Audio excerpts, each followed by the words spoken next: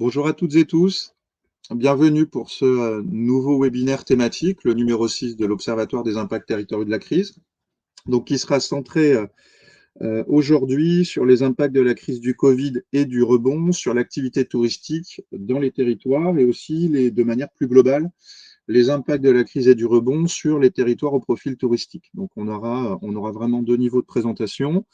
Et pour ce faire aujourd'hui, donc nous accueillons, merci à eux, Dominique Créziac de l'IAE Savoie-Mont-Blanc. Bonjour Dominique, je vous laisse vous présenter un peu plus précisément par rapport à votre activité. Bonjour, je suis Dominique Créziac, je suis enseignant-chercheur à l'Université Savoie-Mont-Blanc et je suis spécialiste de comportement des consommateurs, particulièrement dans le domaine du tourisme et de l'environnement. Je suis aussi en charge de la coordination scientifique d'une chaire de recherche sur le tourisme durable et le développement durable dans les territoires touristiques. Très bien, merci. Et donc avec nous également, Christian Delhomme, vous appartenez à la société World for Travel. Donc Christian, bienvenue, merci de participer également à ce webinaire. Je vous laisse un peu vous présenter, nous expliquer un petit peu ce que vous faites aujourd'hui. Bonjour à tous, merci de me laisser la parole. Oui, je suis le secrétaire général de Award for Travel, qui est en fait un forum mondial de la transformation durable des voyages et du tourisme, qui a déjà eu lieu une fois l'année dernière au Portugal, qui a lieu cette année à Nîmes, en France, qui a rassemblé plus de 20 ministres, 90 nationalités, enfin des nombres impressionnants, 50 000 délégués virtuels, 400 en présence. Et le but du forum, eh bien, c'est d'accélérer la transformation durable au sens des coopérations aussi qu'il y a entre les secteurs privés et les secteurs publics. C'est pour ça qu'on a mis dans les mêmes panels des ministres, des chefs d'entreprise, des experts, des universitaires, des médias, qui permettent effectivement à la fois d'accélérer la prise de conscience, mais je crois qu'elle est faite, on en parlera tout à l'heure, et maintenant la mise en action des différents engagements qui ont été pris. Puis par ailleurs, j'ai une très longue carrière, moi, j'ai été en particulier dans le transport aérien pendant presque 30 ans, dans le digital, et puis ça fait une dizaine d'années, mais j'ai arrêté il y a 3-4 ans, j'étais directeur de la stratégie et de l'observation d'Atout France, l'agence nationale de développement touristique de notre beau pays. Et puis par ailleurs, je suis aussi vice-président d'un office de tourisme et élu local, donc j'ai les pieds aussi dans la réalité. Très bien, merci Christian. Et donc avec nous aujourd'hui, comme d'habitude, notre équipe de choc, donc Laura Poyet à la technique, si je puis dire, Simon Billot qui m'a aidé à préparer ce webinaire et qui travaille à l'Observatoire, et puis moi-même, donc Olivier Portier, qui je suis, pour ceux qui ne me connaissent pas, le coordinateur de l'Observatoire des impacts territoriaux de la crise. Donc, le déroulé en fait de la matinée du webinaire, comme souvent en fait, on a séquencé notre temps de réflexion en trois parties.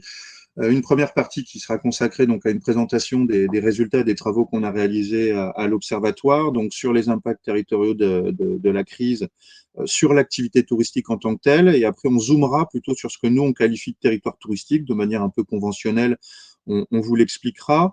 Donc, en fait, c'est moi qui présenterai ces éléments-là. Ils seront séquencés en deux parties. Et à l'issue de chacune des parties, que ce soit nos deux experts invités et vous, participants, n'hésitez pas à nous poser vos questions par le chat et même à prendre la parole. Hein, n'hésitez pas. On sait que c'est souvent difficile, mais ça peut rendre un peu le webinaire plus vivant.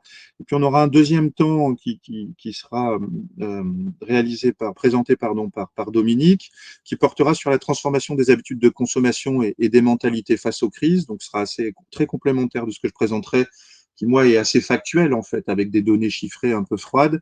Et Dominique, donc, nous expliquera les ressorts un petit peu de la transformation des mentalités et des pratiques de consommation, notamment dans le secteur touristique.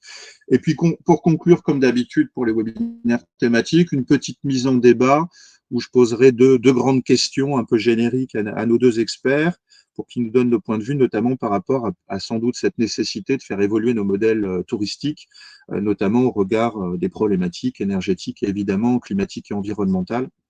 Et là encore, vous participants, n'hésitez pas, vous pourrez poser vos questions et intervenir oralement.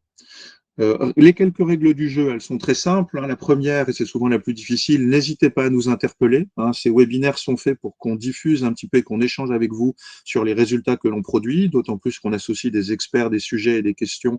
Donc c'est vraiment le moment éventuellement pour leur poser quelques questions. Donc vous avez pour ça le chat où vous pouvez même activer votre micro pour prendre la parole. La seconde, c'est notre support sera diffusé à l'issue du webinaire, hein, donc vous l'aurez à disposition.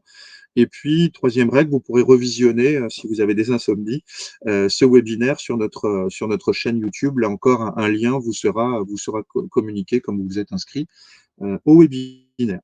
Donc, sans plus attendre, je démarre.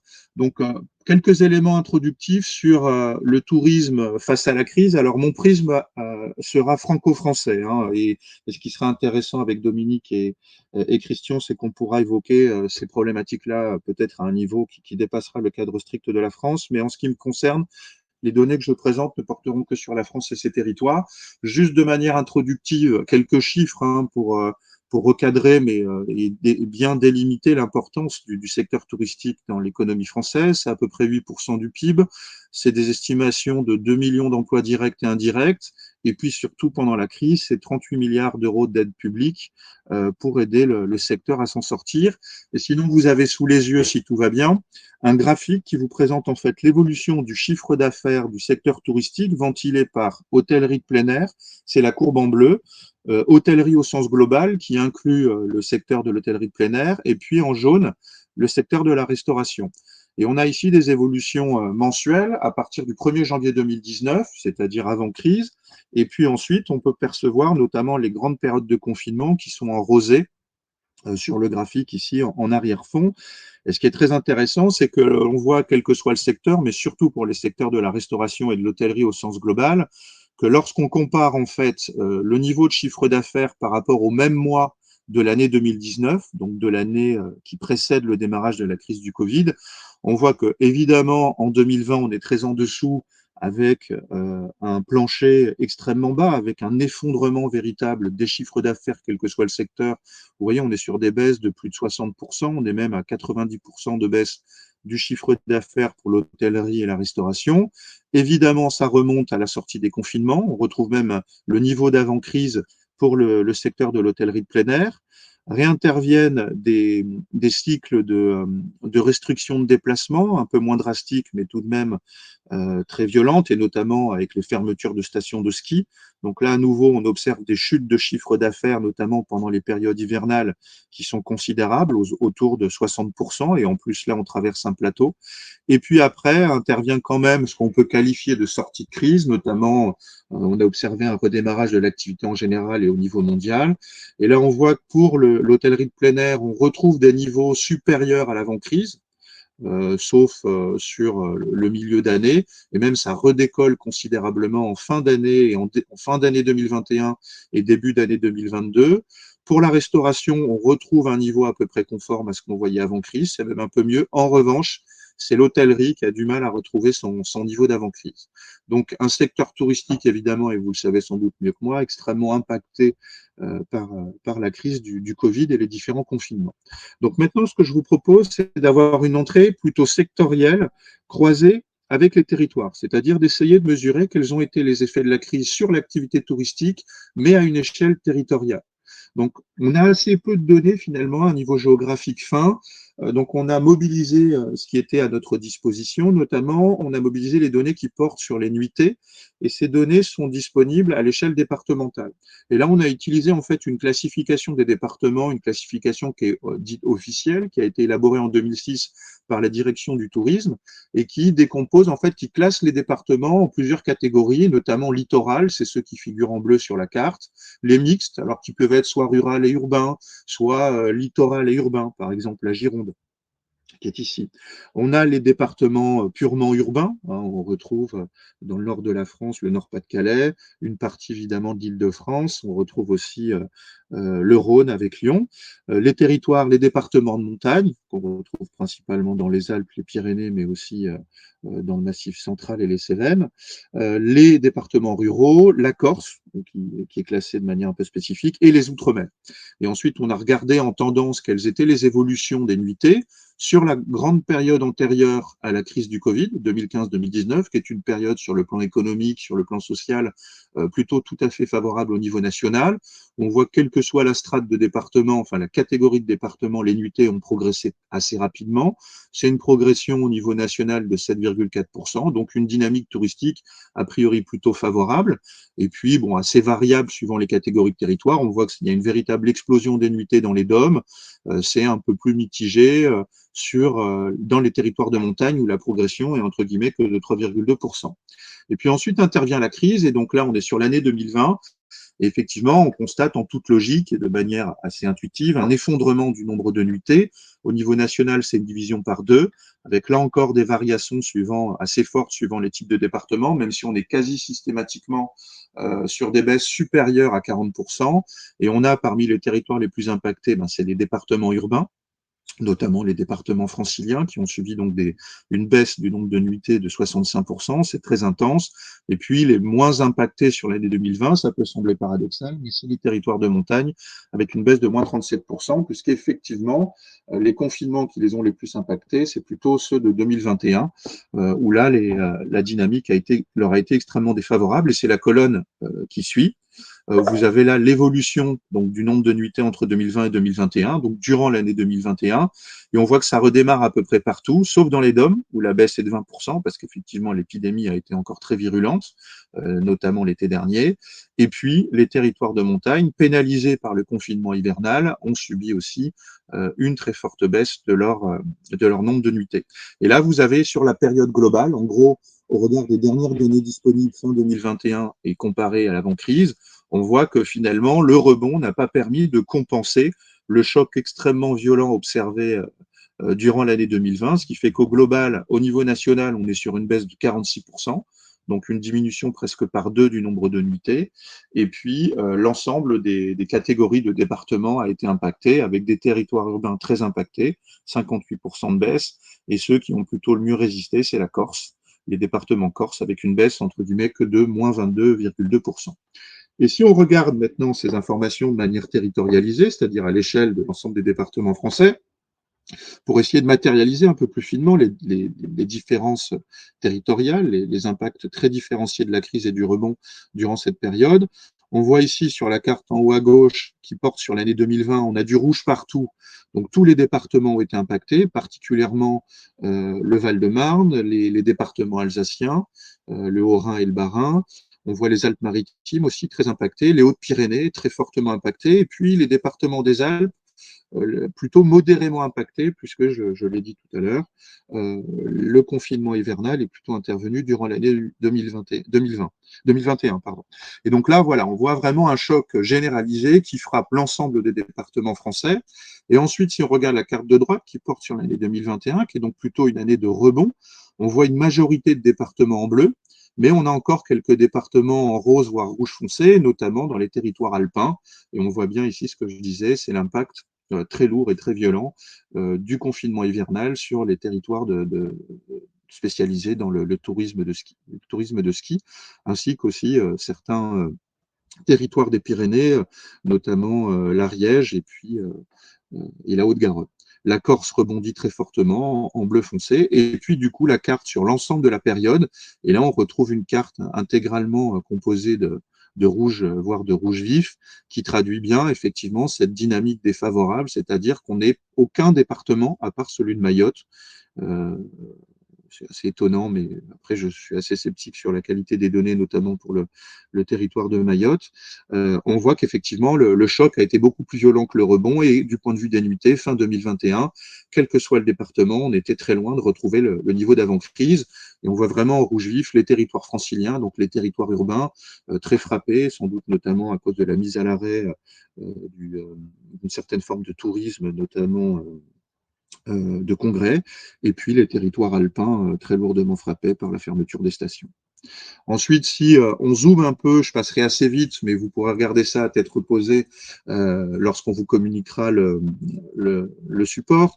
On a fait des cartes ici par catégorie de département. Donc, vous avez ici sur l'année, donc les années 2015-2019, donc période, souvenez-vous, j'ai dit tout à l'heure, plutôt de croissance du nombre de nuitées.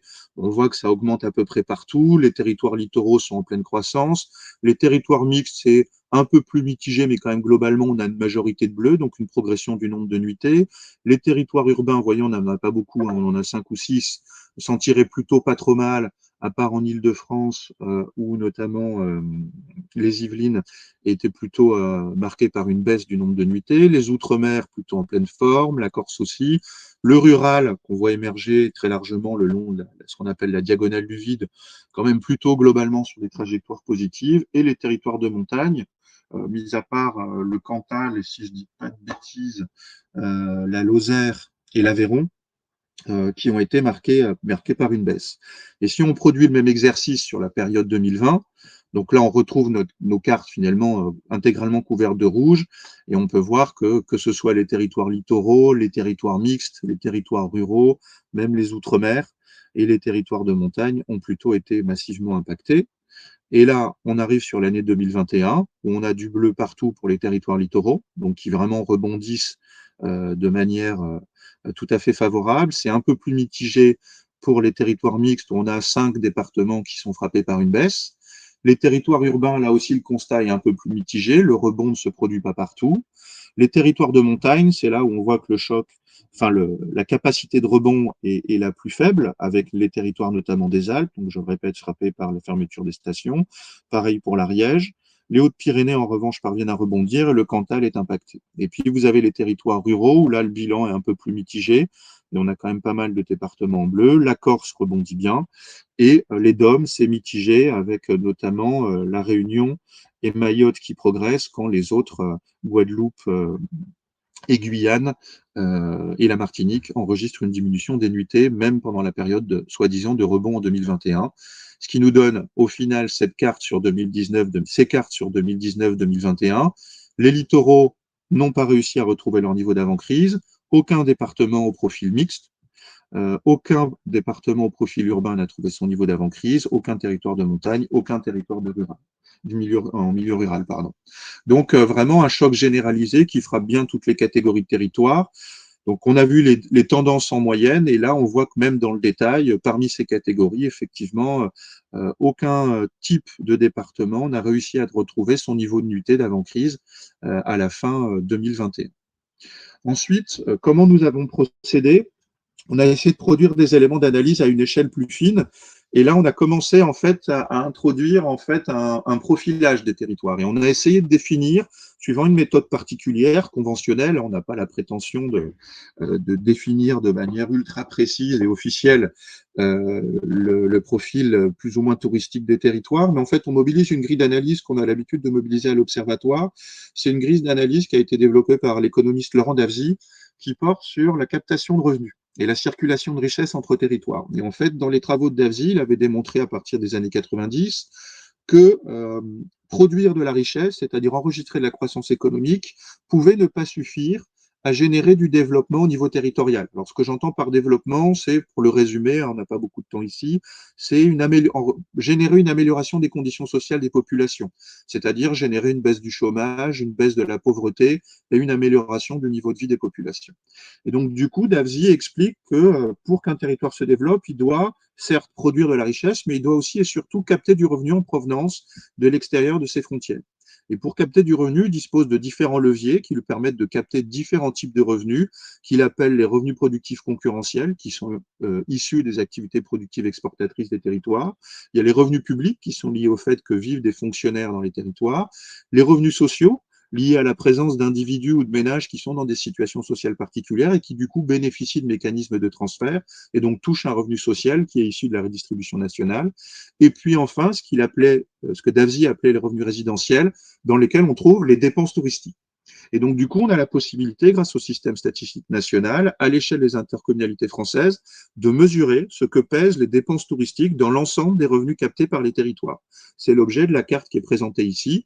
Et vous voyez dans la légende que le poids des dépenses touristiques dans les revenus captés peut aller de 0% ou un poil plus, 0,1, à presque 95%. Donc certains territoires en France, certaines intercommunalités, quand on comptabilise leurs revenus qui viennent de l'extérieur, ils en ont 95% ou un peu moins qui sont des dépenses touristiques. Donc certains territoires sont marqués par une très très forte spécialisation fonctionnelle et marquent une dépendance extrêmement forte à la dynamique touristique.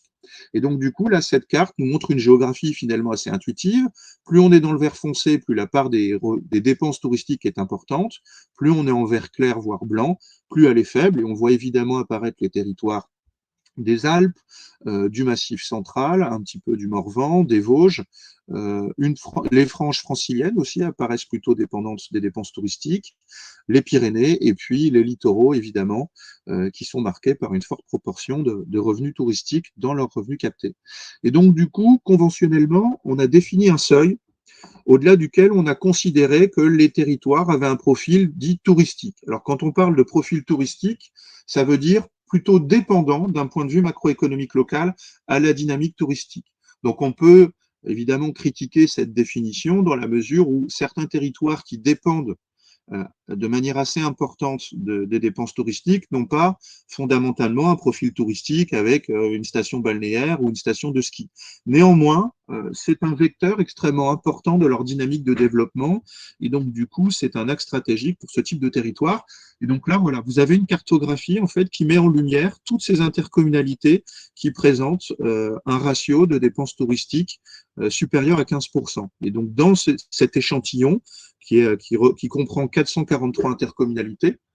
Vous avez deux métropoles, notamment celle de Nice et la métropole du Grand Paris, qui sont donc assez fortement dépendantes au tourisme. Vous avez deux communautés urbaines, 52 comités d'agglomération et 387 comités de communes, donc qui sont des territoires plutôt souvent assez peu denses, au profil rural et qui peuvent être relativement éloignés des cœurs urbains. Et vous avez donc le petit tableau ici qui vous synthétise ces territoires en fonction de leur profil institutionnel et le nombre d'habitants qu'ils regroupent. Donc on a à peu près 20 millions d'habitants au sein de nos territoires dits touristiques. Donc c'est à prendre avec des guillemets, mais je ne répéterai pas les guillemets au fil de ma présentation. Et donc ensuite, on a cherché à regarder quelles étaient les dynamiques du secteur touristique à l'échelle de ces intercommunalités donc, que nous avons qualifiées de touristiques. Et là, vous avez un premier tableau en fait, qui synthétise l'évolution de l'emploi salarié privé dans les secteurs de l'hôtellerie-restauration à l'échelle donc de nos intercommunalités dites touristiques. Vous avez plusieurs périodes. La période antérieure à la crise du Covid, 2015-2019, où là, vous voyez au global, au niveau national, l'emploi salarié privé du secteur a progressé à un rythme très rapide, hein, c'est 144 000 emplois créés, 15% de croissance, et toutes les catégories, hein, ici, donc on a décomposé les territoires touristiques suivant leur strate institutionnelle, métropole, communauté urbaine, etc. Et puis aussi, ici, on a fait des classes suivant la part des dépenses touristiques. Vous voyez, pour les moins touristiques, les moins dépendants, on est sur des proportions qui vont de 15 à 26% des revenus captés, 26 à 42, 42 à 60, et vous voyez, là, on a la classe la plus marquée par les intercos qui ont le profil touristique le plus marqué, où 60 jusqu'à 95% de leurs revenus captés sont des dépenses touristiques. Et on a 45 intercommunalités qui sont dans cette configuration. Et on peut voir d'ailleurs que ces territoires au profil hyper touristique ont enregistré une croissance de leurs emplois de ce secteur, donc hôtellerie-restauration, extrêmement rapide, presque 30% d'augmentation sur la période 2015-2019. Intervient la crise. L'année 2020 est cataclysmique. Au niveau national, c'est 11,7% de baisse de l'emploi salarié privé dans ce secteur. Dans les territoires non touristiques, la baisse est très intense, mais elle est plutôt moins intense quand même que dans l'ensemble des territoires dits touristiques. Et notamment quand on regarde en détail par strates, on voit que les territoires les plus impactés ont été ceux qui avaient le profil le plus touristique et qui dépendaient le plus du tourisme. Et notamment dans cette catégorie, on retrouve les stations de sport d'hiver qui ont été frappées par une diminution par deux de leurs emplois salariés privés dans le secteur de l'hébergement-restauration. Donc c'est une véritable hémorragie. Les territoires au profil plus modérément touristique ont enregistré une baisse très intense, mais beaucoup moins marquée, moins 10,4%. Et puis après intervient donc la reprise. Donc au global, le rebond est tout à fait satisfaisant dans le secteur, 15,4% d'augmentation à l'échelle nationale, une progression donc supérieure au choc enregistré, ce qui permet, on le voit dans la dernière colonne, de compenser le choc. Donc la reprise permet de compenser le choc. Au global, sur la période, la progression de l'emploi du secteur est de presque 2%. C'est le chiffre qu'on trouve en bas à droite, 1,9. Et puis, si on regarde un peu dans le détail pour le rebond, vous voyez que suivant les catégories, en fait, plus la dépendance au tourisme est importante, plus le rebond a été satisfaisant. Donc, on a une multiplication par 2 du nombre d'emplois du secteur dans les territoires très dépendants du tourisme, une augmentation de 113%. Elle est plus modérée dans les territoires au profil plus modérément touristique, 10,7% d'augmentation. Et donc après, si on regarde par catégorie, là encore, l'évolution sur l'ensemble de la période, seuls les territoires dotés d'un profil modérément touristique ont enregistré une légère baisse, moins 0,8. Donc en fait, le rebond ne permet pas de compenser le choc. Mais pour les autres catégories, même pour les territoires au profil très touristique, heureusement, le rebond compense assez nettement le choc enregistré en 2020. Et donc, du coup, si on passe voilà, sur le slide d'après, vous avez ici, on retrouve donc en fait la cartographie de nos territoires dits touristiques, et on a cartographié ici, à l'échelle des intercommunalités touristiques, l'évolution des emplois salariés privés du secteur de l'hôtellerie-restauration. Vous avez ici l'année 2020, où on voit que le choc, on a beaucoup d'intercommunalités en rouge, c'est-à-dire frappées par une baisse. Vous avez notamment les territoires des Alpes, à la fois en région Auvergne-Rhône-Alpes, mais aussi sur la partie PACA qui ont été surimpactés, les territoires touristiques des Pyrénées, donc on retrouve les stations de ski. Les littoraux ont aussi subi quand même des chocs relativement intenses. On voit quelques intercos qui ont réussi à tirer leur épingle du jeu en bleu, qui sont répartis de manière assez éparse, mais qu'on retrouve de manière assez dense, notamment dans une partie de l'Occitanie, et puis le long de la diagonale du vide, mais globalement quand même un choc généralisé à peu près l'ensemble des intercommunalités du pays. Ici le rebond, donc là beaucoup de bleu, bonne nouvelle, le rebond se généralise à peu près l'ensemble des intercommunalités dites touristiques. Le rebond est très marqué dans les territoires de montagne pour le secteur de l'hôtellerie-restauration. Et donc sur les 2 années, ça nous donne cette carte sur l'ensemble de la période, qui est quand même plutôt favorable. On a peu de taches rouges, même si, notamment dans la partie nord et surtout bourguignonne de la diagonale du vide, donc ici, on retrouve un nombre relativement élevé d'intercommunalités marquées par une baisse globale, c'est-à-dire le rebond n'a pas permis de compenser le choc de l'année 2020. Donc un choc quand même général en 2020, une reprise qui se généralise à l'ensemble des territoires touristiques en 2021 et qui globalement donc permet bien de compenser le choc, même si ce n'est pas le cas partout. Et ici, vous savez ce qu'on appelle des boîtes à moustaches qui vous permettent en fait d'avoir une approche agrégée par région. Et en fait, ici sont synthétisées les performances en moyenne des intercommunalités à l'échelle de chacune des régions françaises. Prenons par exemple celle qui semble avoir été le plus frappée en termes d'évolution de l'emploi salarié privé du secteur de l'hôtellerie-restauration, la région Bourgogne-Franche-Comté. Donc ici, vous avez en fait la valeur minimale en termes d'évolution enregistrée par une des intercommunalités de la région. Ensuite, ici, ce premier trait qui est ici, matérialise en fait ce qu'on appelle le premier quartile, c'est-à-dire qu'en dessous de ce trait-là, vous avez 25% des intercommunalités de la région qui ont donc enregistré des performances inférieures à moins 10%. Donc, il y a quand même eu un choc particulièrement intense sur la période 2019-2021 sur un nombre significatif d'intercommunalités de la région Bourgogne.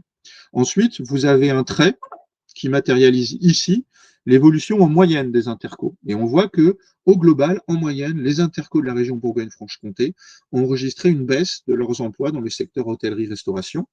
La petite croix, c'est la médiane. Donc 50% des intercos de la région ont enregistré une augmentation supérieure à 3% et quelques, 50% en dessous. Et puis, vous retrouvez ensuite le troisième quartile, donc 25% des intercos de la région ont enregistré une augmentation supérieure à un peu moins de 20%, avec ici la valeur maximale enregistrée par une des intercos de la région. Donc un bilan global plutôt mitigé avec une évolution moyenne à la baisse pour cette région, mais malgré tout des intercos qui ont enregistré une bonne progression de leurs effectifs dans le secteur de l'hôtellerie-restauration. Donc voilà, je ne vous fais pas la description pour l'ensemble des régions, vous pourrez regarder ça tranquillement, mais grosso modo, on voit que Grand Est semble être quand même plutôt dans une situation défavorable, l'Île-de-France aussi, avec donc plus d'un quart de leurs intercos intercos qui ont enregistré des baisses significatives.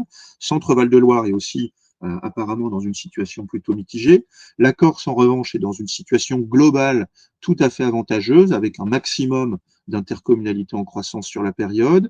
Les Hauts-de-France s'en tirent plutôt pas trop mal dans l'ensemble, ainsi que Provence, Alpes, Côte d'Azur, par exemple. Si on prolonge l'exercice, on a maintenant cherché à zoomer uniquement sur le secteur de l'hébergement, parce qu'on trouve que dans les définitions officielles, intégrer le secteur notamment de la restauration pour travailler sur la question touristique est peut-être un peu abusif, dans la mesure où, sans doute moins que le secteur de l'hébergement, le secteur de la restauration dépend des flux touristiques. Donc ici, sur le secteur de l'hébergement, on a cherché encore à analyser l'évolution des emplois salariés privés à l'échelle des intercommunalités touristiques. Je me polariserai uniquement sur la phase de crise et de rebond, puisque la période antérieure à la crise était très bonne, très dynamique, 8% de croissance de l'emploi de ce secteur au niveau national. Ça progresse à peu près partout dans les territoires touristiques, quelle que soit l'intensité de leur profil touristique. En revanche, vous voyez quand même que dans les territoires urbains, la dynamique a été plutôt mitigée durant cette période plutôt de croissance, alors qu'elle était très bonne dans les territoires ruraux et dans les métropoles. Et donc la crise, elle est venue impacter toutes les catégories de territoires, hein, et quelle que soit l'intensité du profil touristique. Et on voit là encore en revanche que plus l'intensité du profil touristique est élevée, plus le choc a été important et intense. Les territoires très touristiques, avec une part de revenus captés de plus de 60%, ont été frappés par une diminution par 2, donc 49,1 de baisse de leurs emplois dans ce secteur. Et puis ensuite le rebond. Le rebond a été généralisé en tendance. On voit que toutes les catégories, j'ai mis un encadré vert, toutes les catégories de territoires ont enregistré des progressions significatives, particulièrement dans les territoires très touristiques, où là, il y a une multiplication par 2 du nombre d'emplois. Donc, c'est vraiment une hémorragie suivie d'un rebond colossal. Ce qui fait que sur l'ensemble de la période, les territoires au profil hyper touristique s'en sortent bien, avec une augmentation globale de l'emploi entre 2019 et 2020 de 5,9%. En revanche, on voit qu'en moyenne, en tendance, les autres catégories sont plutôt frappées par une baisse parce que le rebond n'a pas suffi à compenser la baisse des emplois enregistrés lors du choc de 2020. Si on regarde toujours la même structure de présentation, cette dynamique des emplois salariés privés du secteur de l'hébergement à l'échelle des intercos, donc on retrouve nos cartes, ici l'année 2020, ici l'année 2021 et ici les 2 années. Vous avez, je ne l'ai pas dit tout à l'heure ici, vous pourrez regarder donc la cartographie des dynamiques entre 2015 et 2019. Donc 2020, choc violent généralisé, seulement quelques taches bleues, un choc particulièrement intense sans surprise dans les territoires de montagne, donc on retrouve les Alpes et les Pyrénées avec ces taches rouges vives. Et puis le rebond, là aussi, il se généralise malgré tout, sauf dans quelques territoires, là encore, de la diagonale du vide, particulièrement dans sa partie nord et bourguignonne. La Corse aussi, quelques intercos qui continuent d'être impactés par des baisses d'emploi dans le secteur en 2020. Et du coup, quand même, du point de vue cartographique, effectivement, un bilan plutôt mitigé sur l'ensemble de la période, avec presque une moitié de taches rouges, donc des intercos touristiques qui sont au global, qui ont du mal à retrouver leur niveau d'avant-crise pour le secteur de l'hébergement. Donc des difficultés généralisées qui semblent s'être poursuivies en 2021 dans les intercommunalités touristiques. Donc là encore, on retrouve ce graphique qui cherche à synthétiser un petit peu ces données-là par région. Donc notre graphique en boîte à moustache, et on peut voir par exemple qu'à nouveau la Bourgogne-Franche-Comté apparaît comme étant une des régions les plus en délicatesse, avec plus d'un quart de ces intercommunalités qui sont frappées par une baisse proche de 15%. Donc un quart de ces intercos frappés par des baisses très intenses. L'Île-de-France, très impactée dans le secteur de l'hébergement. L'Occitanie, un bilan aussi assez mitigé. Tandis que la région qui s'en sortirait le mieux, c'est assez étonnant, notamment par rapport aux trends précédents, c'est Centre-Val de Loire, avec une majorité d'intercommunalités qui bénéficient d'une augmentation du nombre d'emplois sur la période. Donc voilà pour ces premiers éléments. Donc globalement, une activité touristique, que ce soit au niveau national ou même à l'échelle territoriale, très touchée par la crise du Covid évidemment et les confinements, et malgré un rebond qui semble avoir des difficultés à rebondir, enfin surtout à retrouver son niveau d'avant-crise, que ce soit lorsqu'on approche les choses en termes de chiffre d'affaires au niveau national, en termes de nuitées et aussi en termes d'emploi dans des territoires qui ont un profil plutôt touristique. Donc, est-ce que Laura, il y a des questions dans le chat et surtout, Christian, Dominique, est-ce que vous souhaitez réagir et nous apporter quelques éclairages par rapport à ces premiers éléments que je viens de présenter?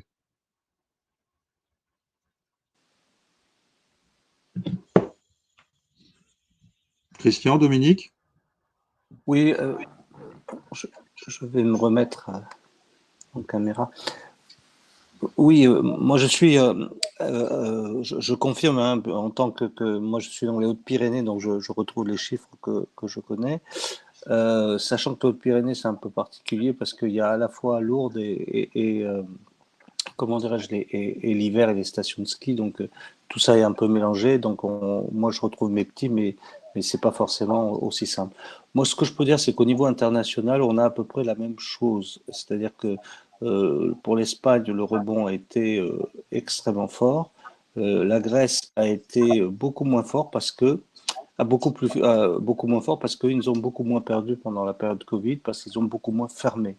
Ils ont perdu effectivement un certain nombre de clientèles qui venaient notamment d'Angleterre, puisque l'Angleterre ne pouvait pas voyager, mais ils ont eu la compensation avec d'autres clientèles plus, plus, plus, de, plus, de, plus de proximité.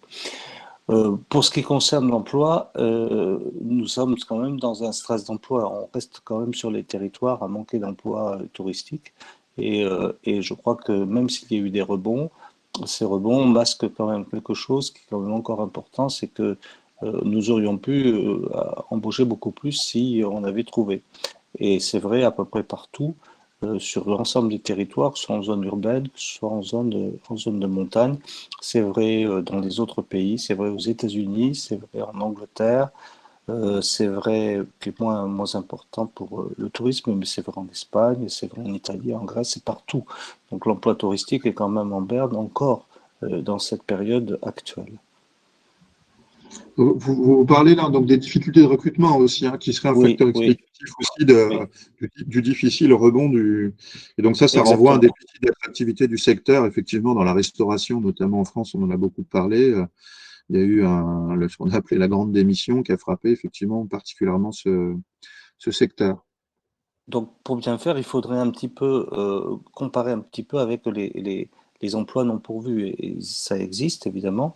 Et on verrait que le rebond aurait pu être plus important si l'emploi avait été plus facile à pourvoir, et notamment sur les recettes, car le fait d'avoir moins d'emplois affecte moins la fréquentation que les recettes dans la mesure où il restreint l'offre notamment de restauration ou l'offre notamment d'activité, puisqu'on n'a pas pu trouver effectivement les effectifs pour répondre à la demande.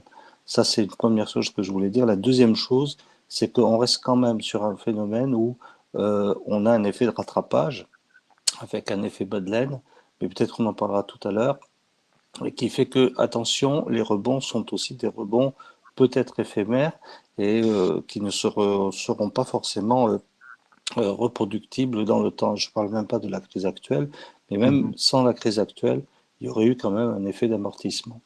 Donc là aussi, c'est deux choses qu'il faut bien regarder. Un rebond, bien sûr, mais rebond peut-être par rapport à un effet élastique, un effet ressort qui fait que, évidemment, quand on a une contraction, on a une décontraction. Et enfin, pour les territoires urbains, je crois qu'il faut bien distinguer Paris des autres, parce que Paris a évidemment cette clientèle internationale très lointaine que les autres n'ont pas. Et il y a un fort facteur d'explication sur les volumes notamment, et en particulier pour la clientèle asiatique, alors même qu'en ce moment, on voit bien que les clientèles occidentales sont de retour, et même largement de retour. Donc, ce qui peut-être compense en partie, mais pas forcément totalement aussi en valeur. D'accord. Et ça, on le voit de toute façon sur d'autres indicateurs. On en a parlé dans d'autres webinaires. Effectivement, la métropole du Grand Paris a été surimpactée, a été marquée par une capacité de rebond plus mitigée que beaucoup d'autres territoires. Et ça, c'est un phénomène un peu général qu'on observe à l'Observatoire, ce qu'on a appelé les locomotives, c'est-à-dire les territoires plutôt en forme avant crise, notamment les territoires franciliens, les territoires touristiques des Alpes, qui étaient très dynamiques sur le plan économique et social avant crise, les territoires frontaliers aussi, ont subi des chocs plus intenses et ont eu une capacité de rebond moins élevée qu'attendue. Et on voit aujourd'hui que les territoires franciliens et la métropole du Grand Paris en tête, compte tenu notamment de leur spécialisation sectorielle, notamment dans le tourisme, ont effectivement pas mal de mal à réellement redémarrer, quoi. Et ça, c'était plutôt une surprise. Mais attention, c'est très lié. Non, c'est pas forcément une surprise puisque l'Asie n'a pas pu redémarrer. Donc la clientèle asiatique étant notamment chinoise étant en berne, hein, puisqu'il n'y en a pas, ça explique en très très grande partie ce phénomène. Et puis il y a eu progressivement la réouverture. Et aujourd'hui, sur les clientèles lointaines, on regarde, enfin si on regarde les chiffres, évidemment c'est l'Amérique du Nord, notamment les États-Unis, et le Moyen-Orient qui reste maintenant bien orienté. Tout ce qui est Amérique du Sud, Asie, sont en berne. Et je ne parle même pas de la situation actuellement avec l'Europe de l'Est. Donc aujourd'hui, on a plutôt un phénomène, j'allais dire, assez normal. Ce qu'il faut regarder, c'est ce qui va bien. Et on voit bien que les États-Unis, par contre, ça va très très bien. Là, il y a un effet dollar incontestable, mais il y a aussi un effet reprise. Et puis, le monde s'est un peu rétréci. Ben, le choix des destinations s'est rétréci avec lui. D'accord. Dominique, peut-être vous voulez réagir ou on passe la parole au… Oui. Juste quelques mots. C'est toujours intéressant de regarder l'effet, le rebond ou la capacité de résilience, hein, qui se traduit par cette capacité des territoires à récupérer. Et ce qui est intéressant en dessous, c'est de voir les modifications dans les structures de dépenses et dans les structures de clientèle. Parce que pendant ces 2 années, il ne s'est pas rien passé sur le territoire. Il y a eu notamment une consommation touristique extrêmement locale qui s'est mise en œuvre. Est-ce qu'elle est encore là? Elle n'a évidemment pas du tout compensé le tourisme plus lointain, mais en tout cas, elle a pu faire démarrer des habitudes, modifier un petit peu les habitudes. C'est ce sur quoi j'interviendrai tout à l'heure. Et ça, même si on ne le voit pas dans les chiffres, ce sera vraiment intéressant de le séparer entre des clientèles plus locales et des clientèles qui viennent de loin. Et inversement, pour les voyageurs français, par exemple, est-ce qu'on pourra avoir des chiffres sur leur choix de dépenses entre un tourisme plus de proximité ou plus local et un tourisme plus lointain? Ce sera vraiment intéressant de croiser ces 2 éléments-là, à la fois sur l'offre, c'est ce que enfin en tout cas les dépenses sur le territoire, mais aussi du point de vue des ménages. Comment est-ce qu'ils ont ventilé leurs dépenses touristiques entre des destinations françaises, par exemple, ou de proximité, et puis du voyage à l'étranger dans leur effet rebond? Alors ça, on a moyen, je pense, de l'approcher, mais au niveau régional, pas en deçà, et peut-être que sur les nuitées, au niveau départemental, on pourrait produire quelque chose suivant la nature un peu des dépenses et en tout cas l'origine aussi des touristes. C'est-à-dire déjà pour essayer d'apprécier cette dimension proximité versus éloignement, on peut peut-être, me semble-t-il, avoir l'origine en gros étrangère ou non étrangère du flux touristique. Donc on peut effectivement, moi ce que je souhaitais essayer de mettre en lumière à travers ces chiffres, mais effectivement c'est peu perceptible, sauf dans les territoires ruraux peut-être, c'est ce report de comportement, un tourisme comme vous l'avez dit, quoi, on abandonne la longue distance, on ne va plus en Thaïlande pendant le confinement, enfin à la sortie du confinement, et on va plutôt à 200 km de chez soi. Et d'ailleurs, moi j'ai travaillé pour certains territoires qui ont fait la meilleure saison touristique de leur vie en 2020. Des territoires plutôt ruraux, dans le Lot ou en Nouvelle-Aquitaine, qui n'étaient pas des territoires au profil touristique, mais qui, là, ont vraiment profité de cette dynamique de report et ça leur a permis de sauver leur saison. Dominique, d'autres éléments? On prend quelques questions du chat, s'il y en a, Laura? Oui. Vous m'entendez? Oui, on t'entend. Il y a des questions? Ouais, on a plusieurs questions. Alors, je ne sais pas si toi, tu peux les voir. Non, parce que j'ai toujours mon support sous les yeux. Est-ce que tu peux nous les lire? Alors, la baisse du département de la Seine-et-Marne est probablement due à la fermeture de Disney pendant la période. A-t-on une idée de l'évolution hors Disney? Non, ça, à ma connaissance. Alors peut-être qu'au niveau du département, ils ont des informations, notamment le CDT, mais dans les fichiers nationaux qui sont mis à disposition, malheureusement, là, on a fait de notre mieux pour essayer de proposer des éléments un peu objectivés. Il faudrait effectivement maintenant investiguer plus spécifiquement pour certains départements qui sont marqués par des tendances particulières. Une autre question d'Emeline Domar. Comment se fait-il que le rebond 2020-2021 soit favorable aux territoires de montagne alors que les stations étaient fermées sur la saison hiver 2020-2021 ? Je pense que c'est lié aux procédures en fait de chômage partiel qui ont permis, en tout cas dans les statistiques, de conserver l'emploi dans les secteurs de l'hébergement et la restauration. Donc du coup, en fait, du point de vue de l'emploi, on a le sentiment que le choc est amorti, même si quand même, au global, c'est des territoires qui ont subi des chocs très violents en termes d'emploi, mais notamment dès l'année 2020. Au global, j'entends. Et après, dans les secteurs touristiques, je pense que c'est des secteurs qui ont été très aidés pour affronter la crise. Donc, d'un point de vue comptable, les emplois sont maintenus, mais effectivement, le chômage a explosé puisque les actifs qui sont derrière ces emplois ont été comptabilisés en chômeurs partiels. Donc, le paradoxe vient de là. Mais on voyait bien dans l'évolution des nuitées qu'effectivement, en 2021, ces départements étaient les plus impactés. Et là, ça révèle une fois encore la grande efficacité des mesures qui ont été prises par le gouvernement et qui ont fait que cette crise, finalement, qui était d'une violence absolument inouïe, on a pu la traverser de manière, finalement, elle n'a pas eu des répercussions aussi dramatiques qu'on aurait pu le craindre. Et notamment, comme en plus, mais Christian l'a dit, le rebond derrière, c'est un effet de rattrapage principalement. Mais il y a quand même des territoires qui se sont retrouvés dans des situations en post-rebond bien meilleur qu'avant 2019. Ce n'est pas le cas de tous les territoires. Voilà, donc toutes les mesures, PGE, aide aux entreprises, chômage partiel, ça nous a vraiment sauvés. En revanche, l'interrogation qu'on a maintenant, c'est pour la crise économique qui vient, combinée à une crise énergétique sur fond de crise climatique. Et là, on redoute en fait une intensification des problèmes sociaux en fin 2022 et surtout durant l'année 2023. Mais ça, c'est une autre histoire. Et malheureusement, si je puis dire, on essaiera de vous la raconter dans d'autres webinaires et lors de nos travaux ultérieurs. D'autres questions ? D'autres questions. Ouais, je ne les prends pas forcément dans l'ordre. Une question de Muriel Grisot. Il semble que la saison 2022 ait été exceptionnelle. Le rattrapage ne s'est-il pas plutôt fait sur cette année en corrigeant les déséquilibres constatés en 2021 ? Alors là-dessus, moi, je n'ai pas de chiffres. C'est peut-être Christian et Dominique qui sont les plus à même de répondre. J'ai effectivement lu ici et là que la saison avait été exceptionnelle. Et on pourra produire des chiffres l'année prochaine pour voir si effectivement en 2022, on est au revenu, on a dépassé le niveau d'avant-crise. Christian, peut-être, vous souhaitez répondre ?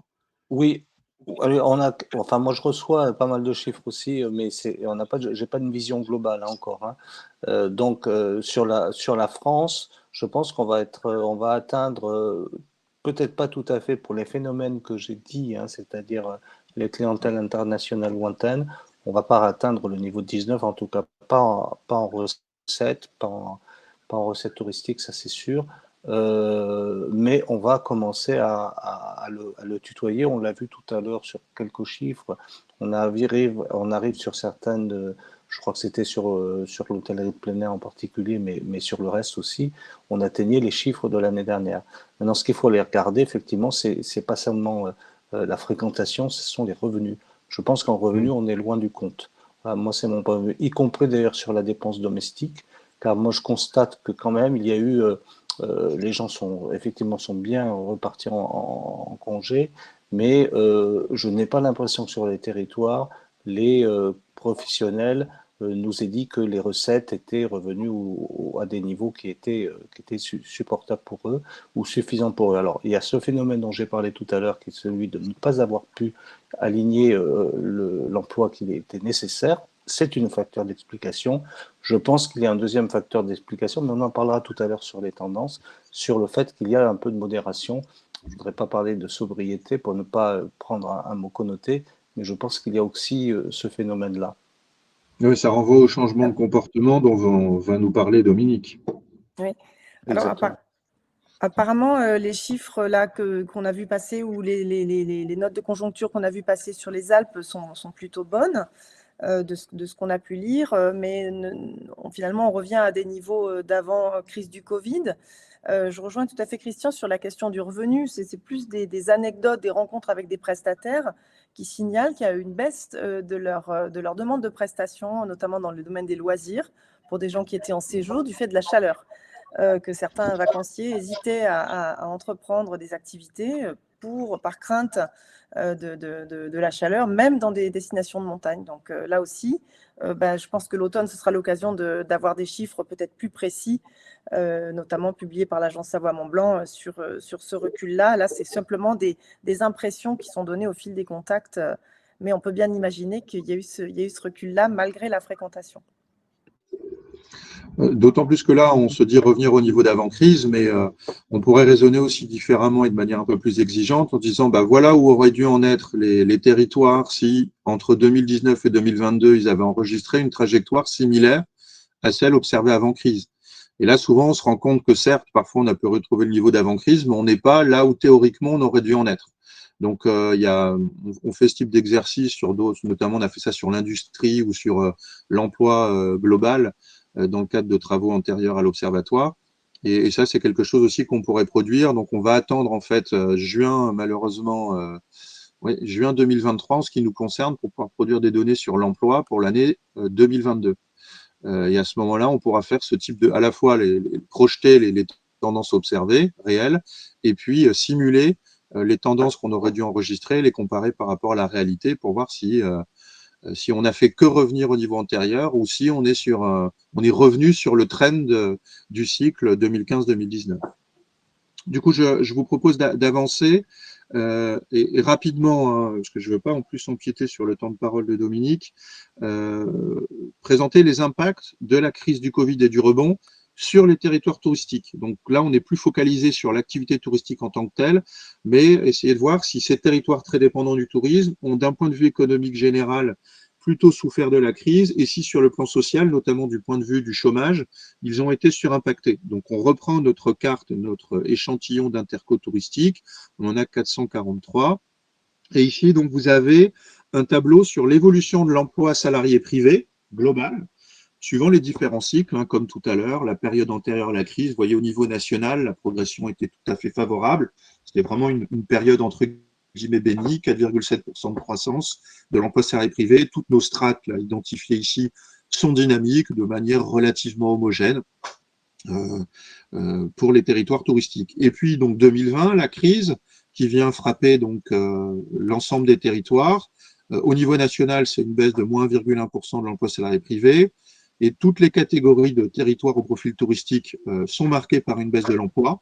Et plus le profil touristique des territoires est affirmé, plus la baisse est intense, c'est logique, plus l'influence en fait à la baisse des secteurs touristiques pèse sur la dynamique économique globale. Et donc on voit que nos territoires au profil très touristique, donc qui dépendent à plus de 60% des dépenses touristiques dans leur processus de captation, enregistrent une baisse de presque 6%. Ensuite, le rebond se généralise à l'ensemble des catégories. Et là encore, plus le profil touristique est affirmé, plus le rebond est significatif. Et le rebond a ici permis au global de compenser le choc. Vous voyez, c'est des tendances observées ici. Vous voyez qu'au niveau national, sur l'ensemble de la période, c'est 2,2% de croissance de l'emploi. Et au niveau de nos territoires touristiques, on est à 2,6% pour les territoires au profil modérément touristique, 2,8% au global pour ceux qui ont une part de revenus comprise entre 26 et 42%.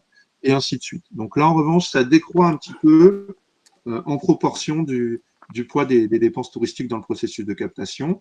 Et si on regarde de manière détaillée, c'est-à-dire cartographier l'évolution de l'emploi salarié privé global dans nos territoires touristiques, vous avez ici l'année 2020, donc beaucoup de territoires touristiques impactés, pas mal de rouge, mais on a quand même quelques territoires qui résistent. On voit le Pays Basque, par exemple, ici, la frange sud-est de la Corse, quelques territoires alpins aussi qui résistent.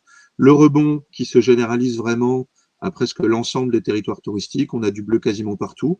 Alors là, on a un phénomène un peu contracyclique dans les Pays Basques. Ils résistent en 2020, ils subissent un choc en 2021. Et sur l'ensemble de la période, on voit qu'effectivement, une majorité d'intercommunalités au profil touristique enregistre bien une progression de l'emploi. Donc, le choc a été compensé par le rebond, sauf peut-être avec une certaine densité dans des intercommunalités touristiques de la diagonale du vide, qui restent souvent des territoires plutôt en difficulté. Et si on reprend notre approche agrégée par région, donc notre fameuse boîte à moustaches, je reprendrai juste les territoires, enfin les régions les plus et les moins impactées. On voit que la Corse s'en sort très bien. Donc sur 2019-2021, plutôt l'ensemble de ces intercommunalités, la majorité, pardon, qui enregistre une augmentation, donc une progression des emplois salariés privés. On en a quand même certaines qui enregistrent une baisse, on les a vues sur la carte. Parmi la région qui semble la plus mal en point, c'est plutôt Centre-Val de Loire. Hein, même si la moyenne est positive, hein, la tendance moyenne est positive, proche de la médiane, on voit qu'on a quand même plus d'un quart de ces, enfin un quart de ces intercommunalités qui enregistrent une baisse de l'emploi salarié privé entre 2019 et 2021 supérieure à 2%. Donc voilà, donc des contrastes quand même régionaux qui parfois peuvent être assez marqués. La région Bourgogne-Franche-Comté que j'ai beaucoup citée tout à l'heure s'en sort plutôt pas si mal, même si plus d'un quart de ces intercos enregistrent une baisse. Et on voit Provence-Alpes-Côte d'Azur qui s'en sort très bien, avec une dynamique moyenne tout à fait favorable. On a quand même un certain nombre de leurs intercos, de ces intercos qui sont sur un trend à la baisse. Maintenant, si on regarde le dynamisme, enfin les impacts économiques de la crise et du rebond dans les territoires touristiques, du point de vue de ce que j'appelle les emplois de proximité. Les emplois de proximité sont ces emplois qui ne dépendent que de la consommation locale, par opposition, entre guillemets, aux emplois productifs exportateurs, qui, eux, sont liés à la conjoncture internationale et qui sont liés surtout à la capacité des tissus économiques locaux à vendre leurs biens et services produits en dehors du territoire où ils sont produits. Donc les emplois de proximité, derrière, vous retrouvez le boulanger, le charcutier, le pharmacien, le cinéma de quartier, l'artisan couvreur, le chauffeur de taxi, donc toute une gamme très diverse de secteurs d'activité qui peuvent aller en plus de secteurs qui vont mobiliser des actifs très peu ou très très qualifiés, hein, le radiologue ou le dentiste font partie des emplois de proximité. Donc, du coup, c'est intéressant de regarder ça par rapport à la problématique touristique parce que, quand même, souvent, ces emplois de proximité peuvent très largement dépendre des flux de dépenses touristiques qui sont réalisés dans les territoires. Et donc, si sur l'ensemble de la période 2015-2019, toutes les catégories de territoires touristiques ont enregistré une forte dynamique des emplois de proximité, on voit qu'effectivement, au niveau national, on est sur une progression de 5,3. Lors de la crise, et ça a été la grande nouveauté d'ailleurs de la crise du Covid par rapport à la crise antérieure, enfin la grande crise antérieure qui a été la crise de 2008, la singularité de la crise du Covid, c'est que c'est à la fois une crise de la production, mais aussi une crise de la consommation. Avec les confinements, tout un pan entier de notre économie de la consommation a été mis à l'arrêt. Et donc, du coup, pour la première fois, depuis de très très nombreuses années, au niveau national, les secteurs d'activité de proximité ont perdu de l'emploi. Et on le voit, c'est moins 0,9% de baisse, 67 000 emplois perdus durant l'année 2020.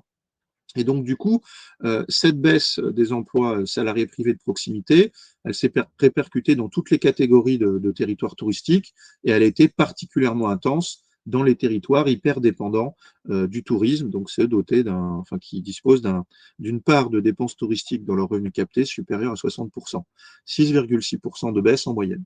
Le rebond s'est généralisé, toutes les catégories de territoires en ont profité. La progression a été de 4% à l'échelle nationale, ce qui permet de largement compenser la baisse enregistrée. Vous voyez, sur l'ensemble de la période 2019-2021, c'est une augmentation de 3,1%. Et là encore, on voit, vous voyez, dans la cadre vert, toutes les catégories de territoires ont enregistré une progression de l'emploi salarié privé de proximité grâce à une capacité de rebond plutôt forte. Et si on zoome un petit peu à l'échelle des intercos, on voit en haut à gauche, comme d'habitude, pour l'année 2020, qu'effectivement le choc a été quasi général, avec parfois des taches en rouge très vifs qui matérialisent donc des baisses extrêmement intenses. On en retrouve un peu dans les Alpes, mais aussi le long des littoraux, dans les Pyrénées, assez massivement, le long de la diagonale du vide. 2021, un rebond quasi généralisé à l'ensemble des territoires touristiques. Vous voyez du bleu partout, quelques rares taches de rose qui traduisent effectivement le maintien d'une dynamique baissière. Le Pays Basque, toujours aussi contracyclique, c'est assez étonnant. Quelques territoires du sud-est des Pyrénées aussi, des territoires en Savoie et Haute-Savoie ont été marqués par une baisse contracyclique. Et donc, sur l'ensemble de la période, globalement, les territoires retrouvent au moins leur niveau d'avant-crise, voire font mieux que cela en enregistrant des dynamiques de création d'emplois de proximité tout à fait favorables. Donc, une économie de la consommation largement impactée en 2020, mais qui rebondit quand même pas si mal en 2021. On verra ce qu'il en est en 2022, notamment avec la hausse des prix et notamment la crise énergétique, puis malheureusement aussi la crise économique qui se profile et qui reste d'être très très violente. 2023 risque là encore d'être une mauvaise année pour l'économie de proximité dans les territoires. Ici, l'approche en termes de boîte à moustaches, on voit que globalement dans l'ensemble, et ça renvoie à ce qu'on a perçu à travers les cartes, l'ensemble des régions enregistrent quand même en moyenne et en tendance plutôt des bonnes dynamiques à l'échelle de leurs intercos. On voit encore une région à la traîne, c'est Bourgogne-Franche-Comté, avec quand même un quart de ces intercommunalités qui enregistrent des baisses des emplois de proximité sur la période. C'est la seule région qui est dans cette configuration. Et parmi celles qui ont été globalement les plus dynamiques, on retrouve la Corse. Les Hauts-de-France aussi sont plutôt bien tirés, c'est plutôt contre-intuitif par rapport aux tendances intérieures. La Nouvelle-Aquitaine aussi a été très dynamique et la région Occitanie. Ensuite, dernier angle d'attaque pour essayer d'apprécier les effets de la crise dans les territoires touristiques, une approche très synthétique, hein, mais on a peu de données pour traiter de ce sujet, essayer d'apprécier donc les effets de la crise dans les territoires touristiques d'un point de vue social, notamment au regard de l'évolution du chômage.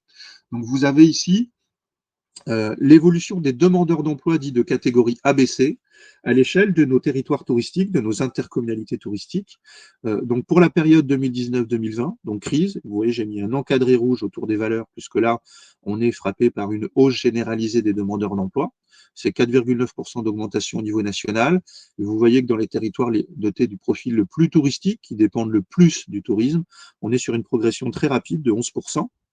Elle est un peu plus modérée pour les territoires moins touristiques, 6,7, mais ça reste quand même très rapide. Ensuite, 2021, qui est censé être une période de rebond et qui se matérialise effectivement par une forte baisse des demandeurs d'emploi au niveau national, baisse qui permet de compenser assez nettement la hausse enregistrée en 2020. Vous voyez au niveau national, hein, le nombre de demandeurs d'emploi entre fin 2019 et fin 2021 a baissé de 2,2%. Et donc ce rebond, il se généralise à l'ensemble de nos catégories. Et il est d'autant plus intense que les territoires sont touristiques. Hein, c'est moins 11,7% de baisse du nombre de chômeurs recensés par Pôle emploi sur cette période, ce qui fait qu'au global, l'ensemble des catégories observées ont enregistré une baisse, une diminution des demandeurs d'emploi, donc entre 2019 et 2021. Seules les métropoles, nos deux métropoles touristiques, et en réalité seule la métropole du Grand Paris, a enregistré une augmentation sur la période. Et ça traduit, au-delà de la question touristique, les difficultés qu'a enregistré la métropole du Grand Paris sur un plan économique d'un point de vue général, pas uniquement dans le secteur touristique, mais aussi dans d'autres secteurs, et en particulier sur les dynamiques sociales et les effets de la crise en matière de pauvreté et de chômage. Et donc, si on cartographie cette dynamique des demandeurs d'emploi à l'échelle de nos intercommunalités touristiques, on retrouve nos trois cartes. En haut à gauche, l'année 2020, donc du rouge à peu près partout, du rouge très vif, notamment dans les territoires touristiques des Alpes, hein, qui ont été immédiatement impactés du point de vue du chômage par les dynamiques en cours. On voit quelques territoires franciliens aussi très lourdement impactés. Très probablement ici, je pense que c'est Marne-la-Vallée. Le rebond se généralise lui aussi à peu près toutes les intercommunalités touristiques du pays. Il est particulièrement intense dans les territoires alpins. Et puis ici, donc sur l'ensemble des 2 années, qui permet de voir si le rebond a permis de compenser le choc, on voit quand même, on a un nombre significatif d'interco touristiques qui sont plutôt sur un niveau de hausse globale des demandeurs d'emploi, c'est celle en rose et rouge, et on voit bien un bloc assez large et dense en intercommunalité, marqué par des dynamiques défavorables. On les retrouve principalement dans les Alpes et dans les Pyrénées. Donc des impacts sociaux assez disparates dans les territoires très touristiques, mais qui peuvent, semble-t-il, avoir été relativement intenses, notamment dans les territoires spécialisés dans le tourisme de montagne. Donc ça nécessite d'être approfondi. On attend évidemment avec impatience la publication de données sur les niveaux de vie, sur la pauvreté surtout. Donc elles seront publiées pour l'année 2020, probablement en 2023. Donc voilà, on a à peu près 3 ans de retard, entre guillemets, sur les problématiques niveau de vie, pauvreté, pour pouvoir bien mesurer à une échelle territoriale fine les impacts sociaux de la crise du Covid et de la relance. Ici encore, donc les éléments agrégés au niveau régional. On voit la Corse qui s'en tire très bien, avec une quasi-intégralité de ces intercommunalités qui enregistrent une baisse de la demande d'emploi, et parfois des baisses extrêmement intenses. Alors ça a été vraiment un yo-yo particulièrement impressionnant en Corse. Je reprends le cas de la Bourgogne-Franche-Comté, la situation est plutôt mitigée, avec quand même une majorité d'intercommunalités qui enregistrent une hausse sur l'ensemble de la période 2019-2021. Auvergne-Rhône-Alpes aussi, et ça c'est plutôt contre-intuitif, en tout cas par rapport à ce qu'on envisageait au début de la crise, a été vraiment impacté sur le plan social, évidemment dans les territoires touristiques, mais pas seulement. Les territoires frontaliers aussi, par exemple le Genevois français, a subi des chocs économiques et sociaux très, très intenses qui expliquent qu'au global, les tendances observées notamment dans l'ex-Rhône-Alpes sont plutôt moins bonnes. L'Île-de-France, vous voyez, dans l'ensemble, les interco franciliennes enregistrent des performances qui ne sont pas bonnes du tout. La majorité, quasiment l'intégralité des intercos de l'Île-de-France enregistrent une hausse des demandeurs d'emploi durant cette période. Donc voilà pour ces quelques éléments sur les impacts de la crise et du rebond sur ce qu'on a qualifié, nous, de manière conventionnelle, de territoire touristique. Est-ce que Christian et Dominique, vous voulez réagir avant qu'on prenne quelques questions du chat ? Non, peut-être que c'est intéressant d'entendre les participants. Laura, est-ce qu'il y a quelques questions du chat ? Non, pas Pas sur cette partie ? Non. Dominique, vous n'avez pas de... Pardon, Christian, vous n'avez pas de réaction ? Pas plus non plus, parce qu'en fait, c'était assez clair. Je pense pas que ça nécessite des réactions. On voit bien les effets de la crise. On voit bien leur répartition. Pour moi, je n'ai pas franchement à commenter. Ok. Eh bien, du coup, je vous propose qu'on passe à la deuxième séquence. Dominique, je vais vous laisser la main. Donc, vous allez nous parler un petit peu de la transformation des habitudes de consommation et des mentalités face aux crises, pour nous apporter en fait quelques éclairages sur les changements de pratiques qui ont pu être perceptibles et émerger suite à la crise du Covid, au confinement, et qui peuvent avoir des effets de moyen long terme, finalement, à la fois sur la consommation en général et le tourisme en particulier. J'arrête mon partage et je vous laisse partager votre document. Merci. Alors, je dois arrêter le son pour ne pas avoir d'écho.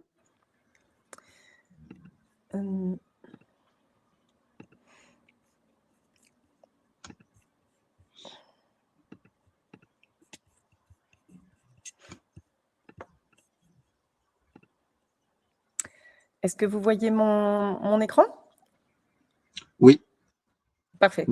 Alors, l'idée, effectivement, après avoir échangé avec vous, Olivier, ma proposition là, c'est de proposer une vision un petit peu plus microéconomique pour compléter les éléments macroéconomiques que vous nous avez fournis, en insistant sur l'aspect de comportement des individus et notamment des touristes par rapport à cette crise. Alors, je vous propose en fait de faire un petit éclairage théorique d'abord sur pourquoi est-ce qu'on dit que les crises sont occasion de changement, quel est le mécanisme derrière qui fait que des crises vont amener des changements de comportement ou en tout cas accélérer certains changements de comportement. Et puis je l'illustrerai avec des données issues de travaux de recherche qu'on a menés à l'occasion du Covid, à la fois dans le champ de l'alimentation et dans le champ du tourisme. Alors, l'idée, c'est que faire changer les mentalités, faire changer les comportements, influencer les comportements, en fait, c'est très, très long, c'est très complexe et il y a vraiment des freins, des obstacles, des difficultés à la fois au niveau individuel et au niveau collectif. Alors, démarrons par le niveau individuel. D'abord, l'envie de changer, c'est pas la même chose que le changement réel, hein. On le sait, si on a essayé d'arrêter de fumer, si on a essayé de manger moins, si on a essayé de prendre moins l'avion, parfois on y pense, on y réfléchit, Mais le changement, l'action, la pratique ne se met pas forcément en œuvre immédiatement. Il faut réunir tout un tas de conditions et on le verra un petit peu plus loin. Il y a évidemment l'aspect du poids des habitudes. Une fois qu'on est lancé dans des routines, dans des habitudes de pratique, de comportement, d'opinion, eh bien, ce n'est pas du tout évident de s'en sortir et de se mettre à faire différemment. Donc, on peut seulement compter sur des mises en place progressives et des processus d'adoption. J'ai manqué une lettre dans ma présentation, mais vraiment, quand on parle d'adoption d'un comportement ou d'une pratique, il faut vraiment l'entendre dans le sens d'un processus, de quelque chose qui se passe sur le long terme. Et il ne suffit pas de le vouloir au niveau individuel pour pouvoir mettre en œuvre facilement le changement. Et au niveau collectif, là, c'est encore plus compliqué parce qu'il y a des interactions entre les groupes, entre les sous-groupes, l'agrégation des sous-cultures, et on est vraiment pris dans un système de poids de normes, à la fois des normes descriptives, ce que la majorité des autres fait, et ça nous influence beaucoup. Et puis, ce qu'on devrait faire, les deux sont parfois en contradiction. Là aussi, ça pèse sur le changement. Et parfois, il y a, de la part des pouvoirs publics, un relatif excès de confiance dans la question de la communication et de la pédagogie. On dit parfois, il aurait suffi d'expliquer, il faut expliquer mieux, mais ça ne suffit pas forcément à provoquer le changement que l'on souhaite. Donc, la question que je vous soumets, que je vous propose de discuter, c'est effectivement de se dire, à l'occasion de la crise, il y a des choses qui se passent. On voit, par exemple, que la crise du Covid, plein d'éléments dans notre consommation ont été bouleversés. Et quand on revient à un temps normal, eh bien, on ne revient pas tout à fait à la situation d'avant Covid, à la fois dans les montants, mais aussi dans la répartition des dépenses. Et pour autant, ce n'est pas un changement radical, on n'a pas totalement changé de culture. Donc, il y a ces éléments à la fois pro-changement et puis ces éléments de frein qui font que la crise, ça accélère, mais ça ne va peut-être pas tout révolutionner. Alors, moi, je vous propose deux éclairages théoriques. Alors, ne prenez pas peur avec le mot théorique. C'est simplement des petits outils qui vont nous permettre de comprendre comment ces mécanismes de changement peuvent être efficaces ou au contraire freinés.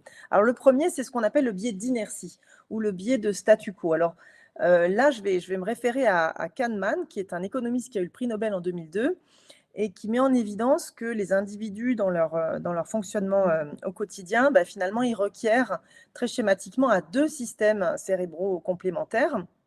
Un système qu'il qualifie de système rapide, qui va servir finalement à répondre de façon routinière, habituelle, presque automatique à la majorité des situations de la vie, avec des raisonnements qui sont parfois approximatifs, c'est vraiment des calculs à la grosse louche, mais qui vont permettre d'être réactifs, rapides, et surtout qui vont permettre, un système qui va permettre au cerveau d'économiser son énergie, et puis de la consacrer à des choses plus intéressantes.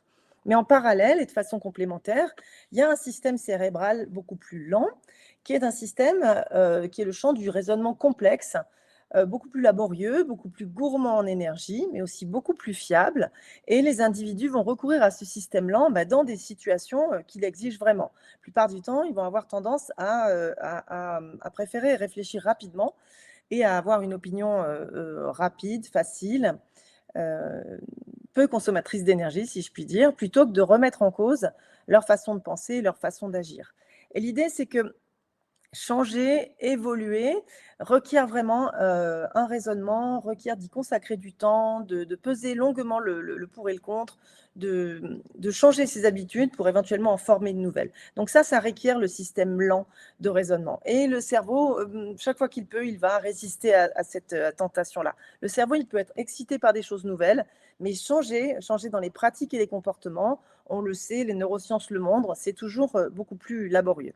L'intérêt là de la crise, c'est qu'en période de crise, le système rapide, les habitudes, les routines, elles sont déstabilisées. Donc, on est quelque part obligé de repasser, de chercher de nouvelles solutions, d'être plus créatif, de réfléchir à ce qu'on faisait habituellement, parce que tout d'un coup, on ne peut plus le faire. Et c'est en ça, notamment, que la crise, en déstabilisant les routines, va nous aider à lancer un changement de pratique. Deuxième éclairage complémentaire que je vais mobiliser, c'est ce qu'on appelle la théorie des pratiques. Alors, là aussi, un bien grand mot pour dire tout simplement que quand on a le souhait de changer de pratique ou d'adopter une nouvelle pratique ou de se lancer dans un comportement, eh bien, pour que ça fonctionne, il faut que trois éléments s'encastrent et fonctionnent ensemble. D'abord, des significations. Alors, il n'y a pas d'ordre d'importance. Des significations, des opinions, des représentations. On doit avoir envie de faire quelque chose. Il faut aussi que les arrangements matériels soient présents, que ce soit facile, qu'on ait à disposition la logistique, qu'on arrive à mettre en place des routines matérielles. Et puis, en parallèle, il faut également des compétences, des savoir-faire, des connaissances adaptées à ce comportement. Et on va arriver, si ces trois éléments s'alignent, à routiniser une pratique, à l'adopter et à la faire sienne. Et on sait qu'il suffit qu'un des trois éléments soit désaligné, qu'un des trois éléments évolue pour que cette pratique ne soit plus routinisée, qu'elle cesse d'être une habitude. L'intérêt de la crise, là aussi, c'est qu'elle peut être un facteur de déstabilisation de nos habitudes en enlevant, par exemple, les arrangements matériels. Alors, je vais y revenir dans les exemples suivants, mais typiquement, à l'occasion du Covid, on a dû revoir notre façon de faire les courses, c'est-à-dire les arrangements matériels, la logistique, mais aussi les connaissances, les compétences pour faire les courses de manière habituelle. On a dû en inventer de nouvelles et ça a été l'occasion de revoir nos modalités d'approvisionnement et d'alimentation.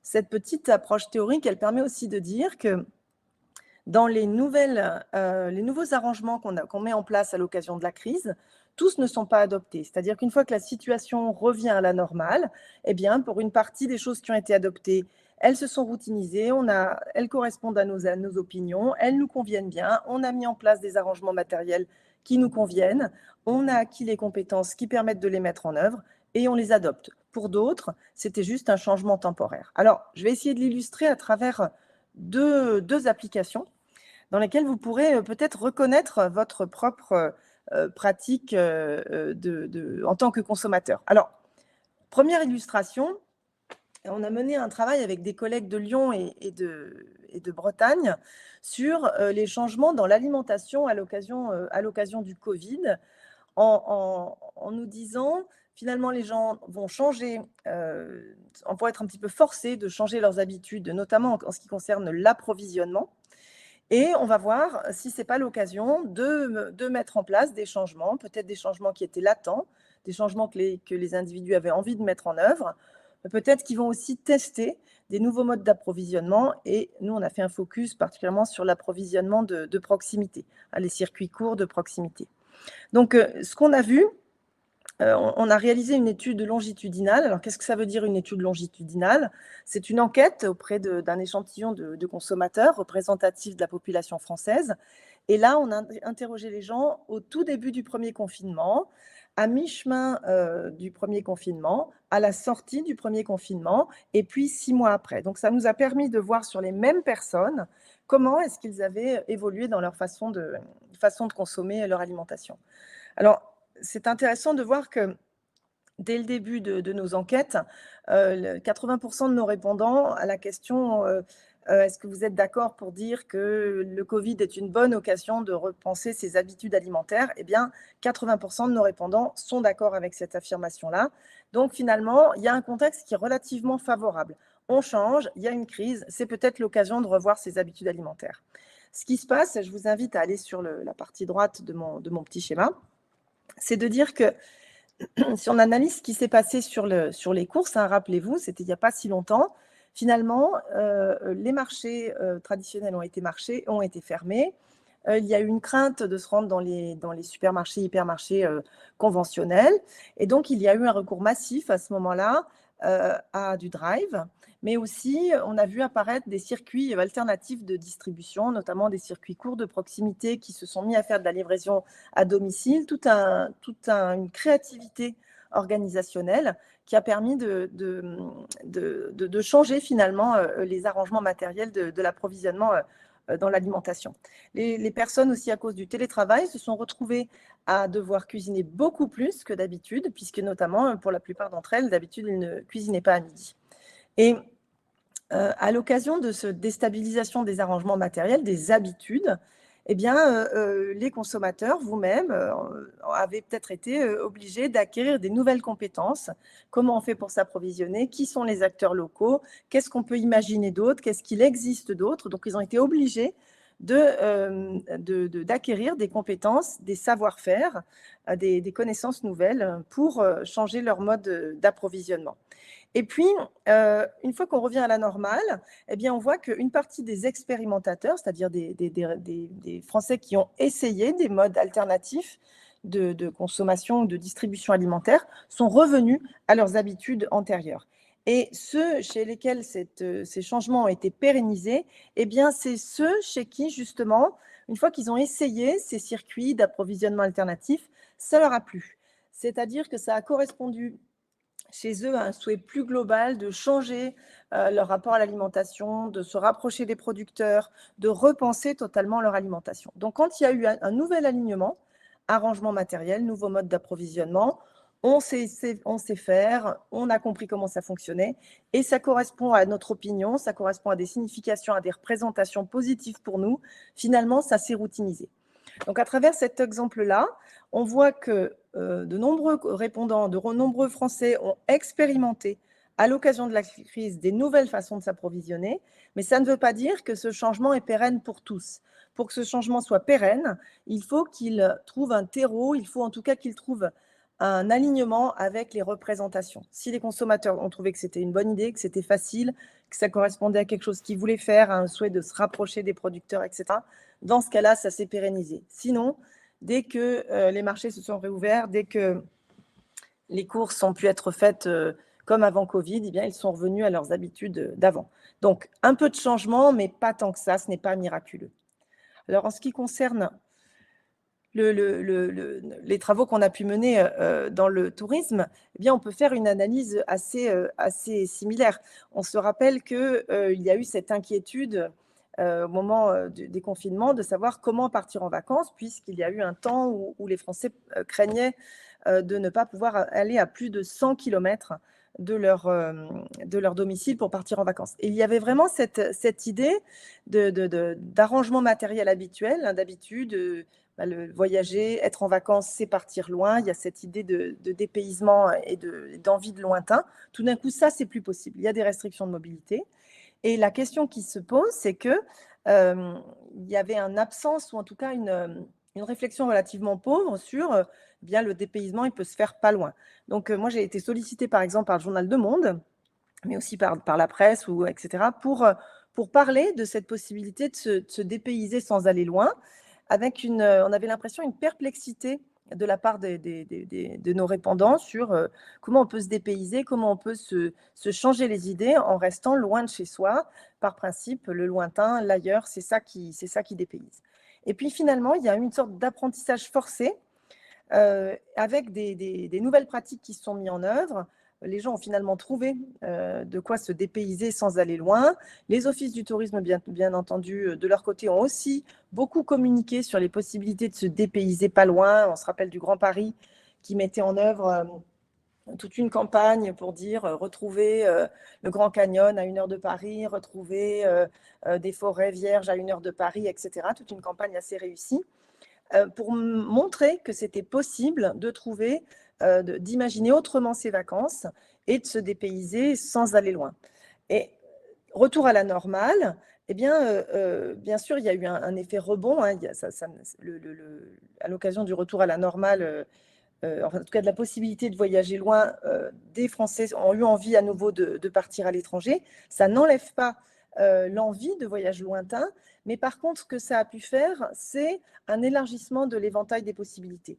Finalement, ça a permis de soutenir, de mettre en avant, de rendre positif l'idée d'un dépaysement de proximité, de chercher pas loin de chez soi des occasions de dépaysement, des occasions de coupure, sans forcément aller les chercher au bout du monde. Et puis ça se met en résonance aussi avec les questions de la crise climatique, avec une certaine réflexivité au moins sur le voyage en avion. Ça ne veut pas dire que les gens vont cesser du jour au lendemain de prendre l'avion, mais en tout cas, il y a ce terreau aussi de remise en cause du fait de prendre l'avion au moins pour des voyages courts, et qui va vraiment nourrir cette modification des pratiques. Alors, si on essaie de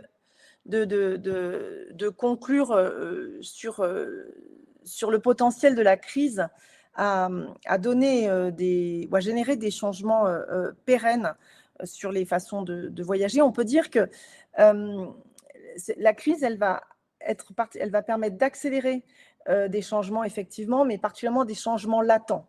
On le voit pour l'alimentation, les consommateurs qui ont réellement, un an après, modifié leurs habitudes d'approvisionnement alimentaire, c'est ceux qui avaient une envie au départ de se rapprocher des producteurs, qui s'interrogeaient sur le mode de consommation alimentaire, et la crise a été l'occasion de mettre en œuvre des changements qu'ils souhaitaient, des changements qui étaient latents.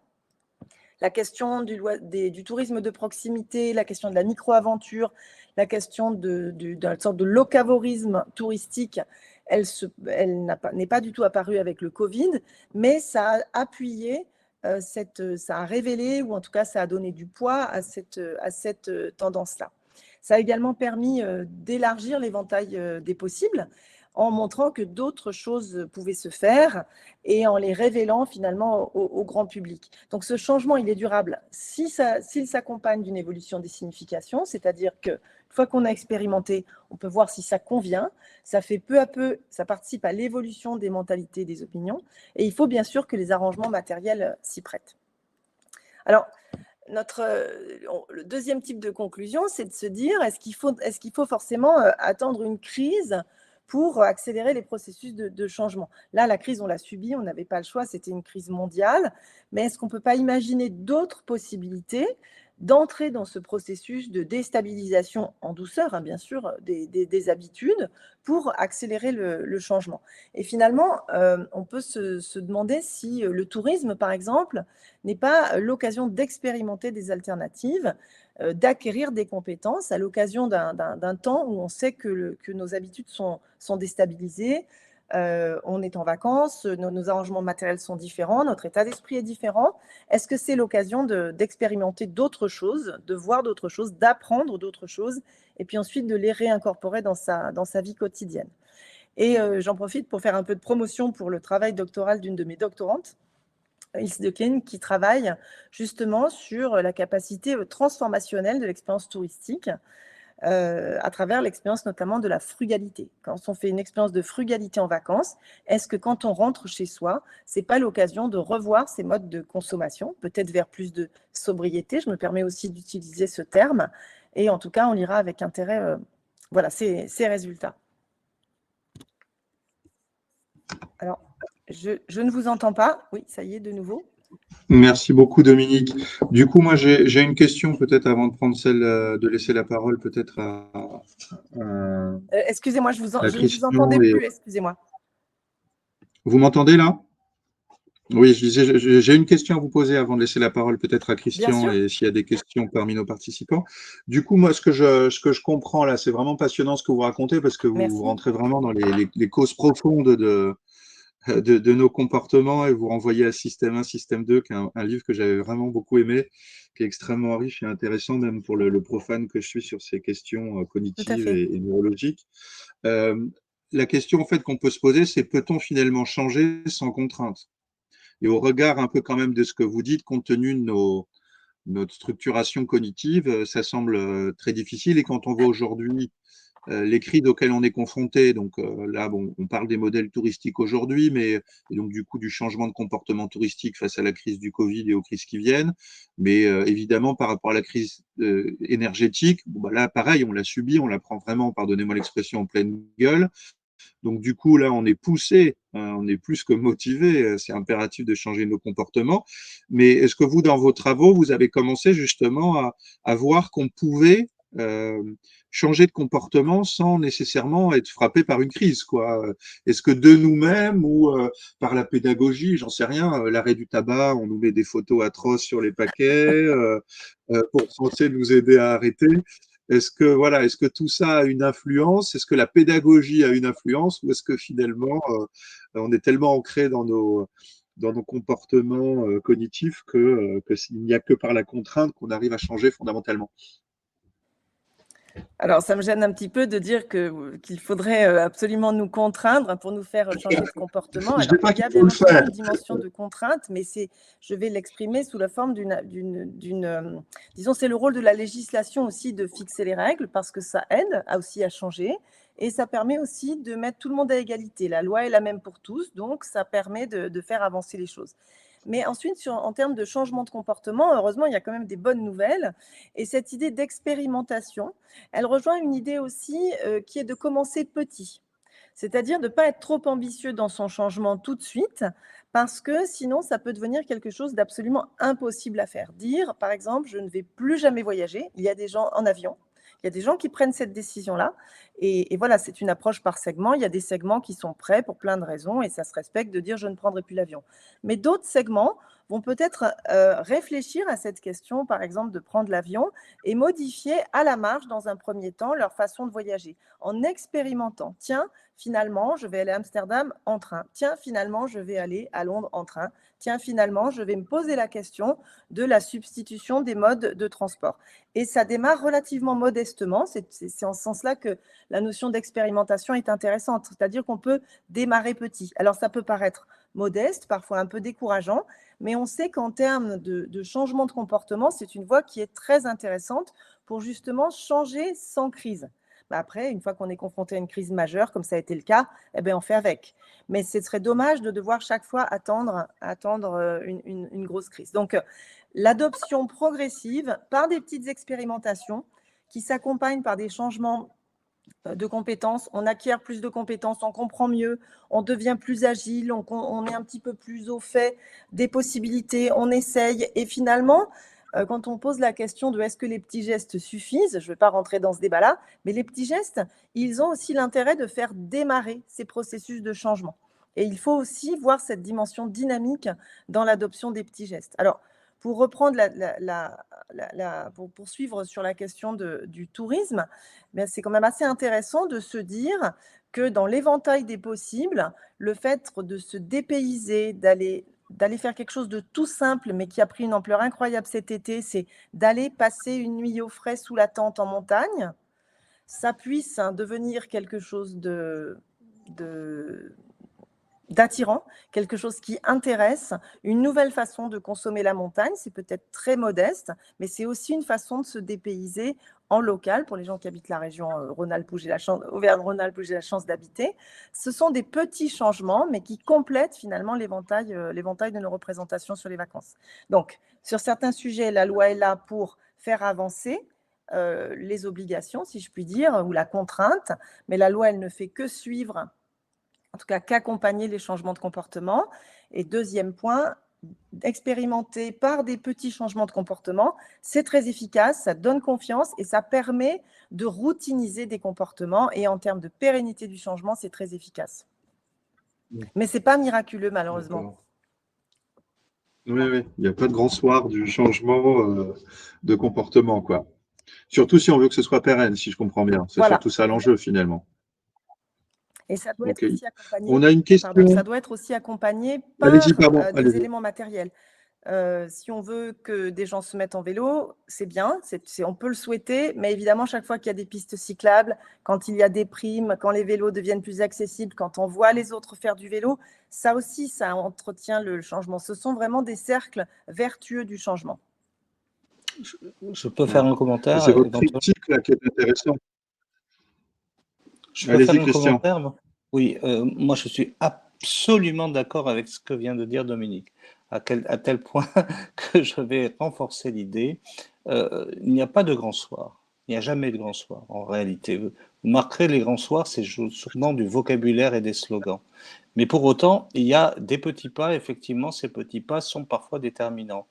Et on voit bien qu'il y a dans d'autres secteurs, Dominique l'a présenté pour l'alimentaire tout à l'heure, mais ce qui me frappe, c'est vrai pour la construction automobile, pour les achats d'automobiles.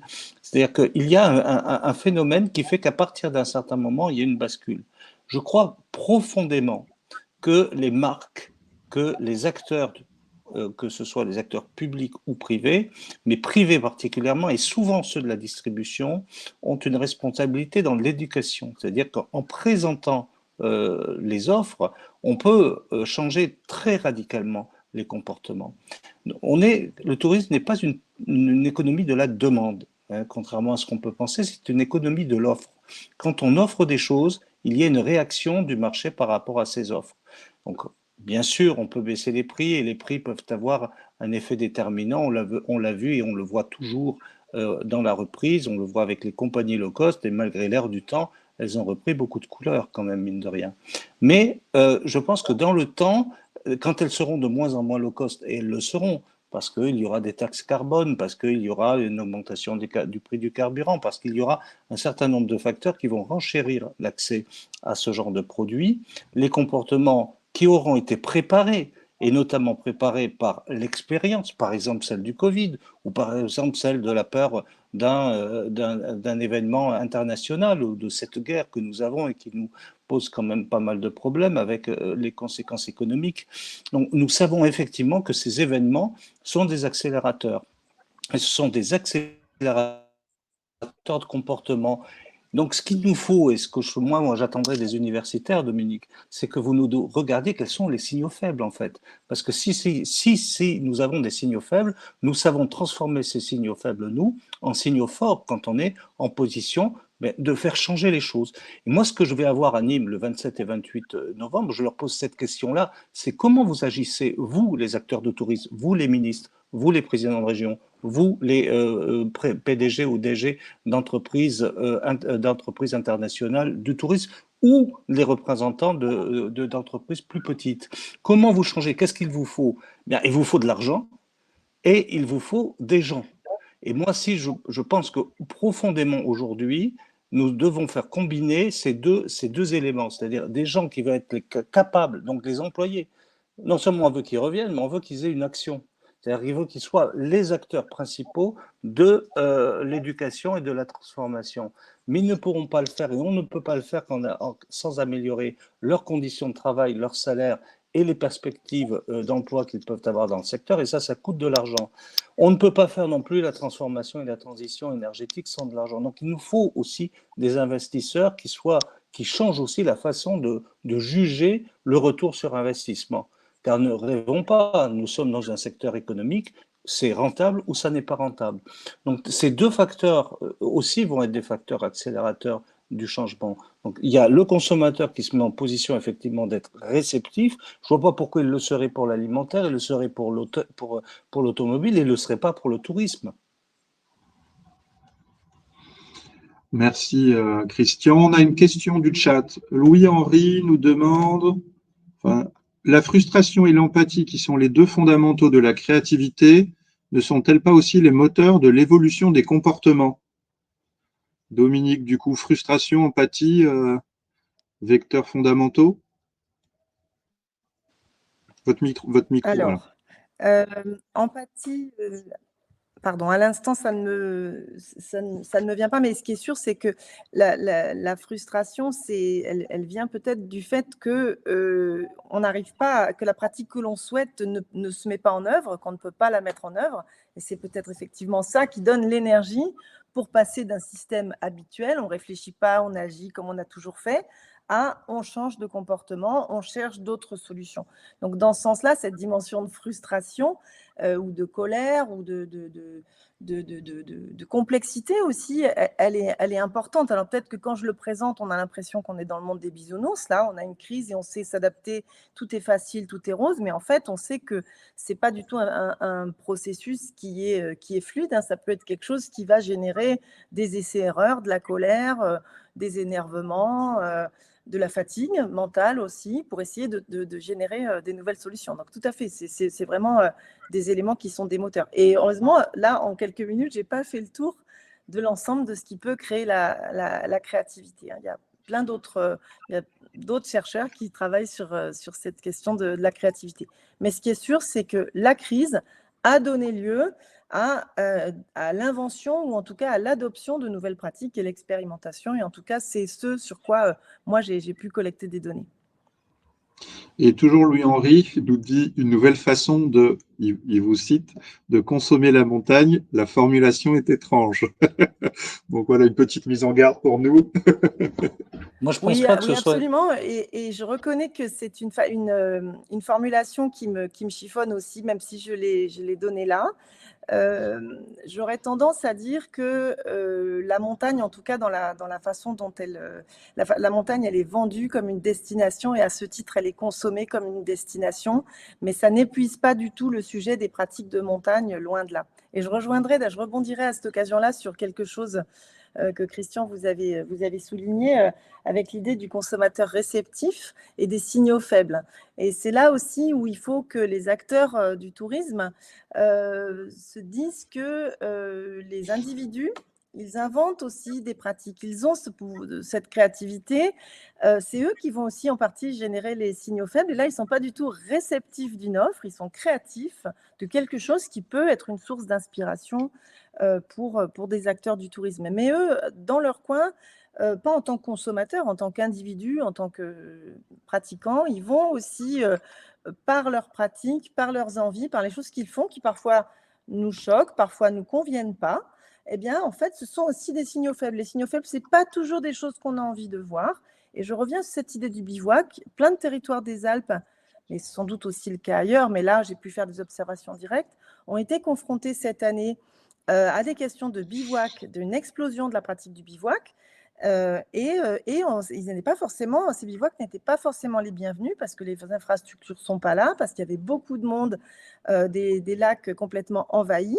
C'est pas là, on est sur des individus qui le font de façon autonome. Ils ne sont pas réceptifs d'une offre. Ils inventent leur propre façon de pratiquer, ou en tout cas, ils décident de leur propre façon de pratiquer la montagne. Après, aux acteurs du tourisme de se dire, on peut lutter contre ce phénomène. Il y a sans doute des éléments de réglementation, que sais-je, mais en tout cas, c'est un signal. Ça existe. Et donc, il faut le regarder comme tel, éventuellement en faire quelque chose pour un accueil qui est amélioré. Mais je note tout à fait cette idée de consommer la montagne, c'est vraiment, j'aurais dû mettre beaucoup de guillemets. Moi, comme élu de la montagne, ça me choquait aussi, hein, vous ne croyez pas, mais je pense qu'il ne faut pas que la montagne soit consommée, justement, c'est bien le sujet. Il faut qu'elle soit respectée. Et je pense que le respect fait partie aussi des attentes, c'est-à-dire que bon, lorsqu'on a un territoire, c'est le cas dans les vallées d'Or et du Luron, hein, dans les Pyrénées, on a un territoire qui est extrêmement préservé, parc national, réserve nationale, réserve régionale, Natura 2000, tout est préservé. Mais en fait, en réalité, je pense que les gens vont être attirés par ça. C'est-à-dire qu'à un moment donné, à nous de transformer cette envie de reconnexion à la nature en une véritable pratique durable. Donc, quand je parlais de l'éducation du consommateur, ça en fait partie. Le consommateur doit pouvoir accéder à des espaces touristiques tout en étant respectueux de ces espaces touristiques, des populations, parce qu'on ne parle pas des communautés, mais moi je pense qu'il faut aussi en parler. Il y a rejet quand même du tourisme, même parfois lorsqu'il n'y a pas surtourisme. Donc il faut que les communautés d'habitants soient partie prenante à la fois des décisions, des régulations, mais aussi, pourquoi pas, être acteurs de l'accueil, parce qu'on est aussi dans une attente de reconnexion humaine. Donc on a aussi ces phénomènes-là, c'est pour ça que je disais attention, nous sommes dans une économie de l'offre, et si nous laissons les touristes seuls décider de ce qui est bon ou de ce qui est mauvais, on pourrait arriver à des excès. Et nous aussi, dans les Pyrénées, nous avons eu des gens qui se sont baignés dans des lacs de montagne et qui, évidemment, perturbent la biodiversité. Donc on ne peut pas le laisser le faire non plus. Donc ça veut dire que le besoin est là, l'envie est là, mais à nous de proposer les cadres qui vont bien pour que ces pratiques-là soient des pratiques soutenables. Et c'est pareil, on a une responsabilité à utiliser l'ensemble du potentiel d'un territoire et non pas uniquement d'utiliser les spots les plus connus ou ceux qui ont déjà fait l'objet de campagnes sur Instagram ou sur les réseaux sociaux. Donc on a aussi une autre responsabilité, c'est de mettre en lumière l'ensemble des possibles et l'ensemble des possibilités. Vous voyez que la responsabilité fondamentale des acteurs du tourisme, que ce soit les territoires, soit les entreprises, quand même, elle est fondamentale. Moi, je ne pense pas qu'il y aura de changement durable des comportements des consommateurs uniquement par un effet simplement de la nature. On doit l'accompagner, on doit le canaliser peut y avoir des réglementations, mais il peut y avoir aussi des bonnes pratiques, il peut y avoir des envies de bonnes pratiques, ou même il peut y avoir des gens qui vont se rendre remarquables par leurs bonnes pratiques. Là, c'est là aussi qu'on peut travailler. Merci Christian. Il y a encore deux questions pour vous deux. De Jean-Cédric Delvinquière. Donc, bonjour. Dans le domaine culturel, on observe une reprise mitigée des activités telles que la sortie au cinéma ou dans le spectacle vivant, théâtre, concert. Une partie de l'explication mobilisée actuellement renvoie au changement d'habitude prise pendant les confinements en lien avec l'utilisation accrue des plateformes audiovisuelles et des visites virtuelles, musées, expositions. Un tel effet de substitution sera-t-il durable? Et il vous remercie pour ces présentations très stimulantes. Donc, durabilité des changements de comportement par rapport aux pratiques culturelles, et notamment, on regarde Netflix plutôt que d'aller au cinéma. Et puis, attendez, il y a encore toujours Jean-Cédric.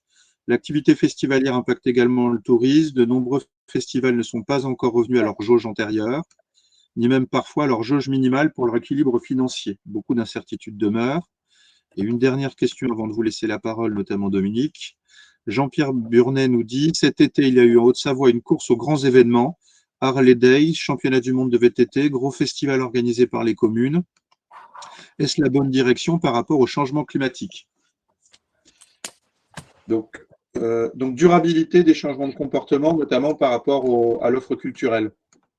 Dominique. Alors, durabilité, il faut bien qu'on s'entende. Je pense que dans la question de Jean-Cédric, la question, c'est est-ce que ça va durer? Oui, c'est ça. C'est phénomène de substitution. Et si on reprend le petit schéma que j'ai montré, on voit bien que par rapport aux sorties culturelles, à un moment donné, ça n'a plus été possible. Donc, il y a bien l'arrangement matériel, on ne peut plus aller au cinéma, on ne peut plus aller au théâtre, qui s'en va. Donc, cette habitude éventuelle de certains publics, cette habitude de sortie, eh bien, finalement, elle n'est plus possible à un certain moment et il va y avoir des pratiques de substitution qui se mettent en place. Et ces pratiques de substitution, elles sont redoutablement efficaces. C'est-à-dire qu'une fois qu'on est abonné à Netflix, eh bien, en fait, on prend des habitudes, on le voit bien, c'est difficile ensuite de ne pas suivre, et donc ça va prendre la place de cette habitude-là. Donc, est-ce que ça va durer? Eh bien, je pense que ça va durer. Et ces substitutions-là, on voit que finalement, un certain nombre de publics trouvent que ça suffit, que c'est aussi bien, et finalement, c'est un petit peu émousser l'envie, en tout cas, c'est ce que disent les professionnels du cinéma, émousser l'envie d'aller au cinéma ou de sortir.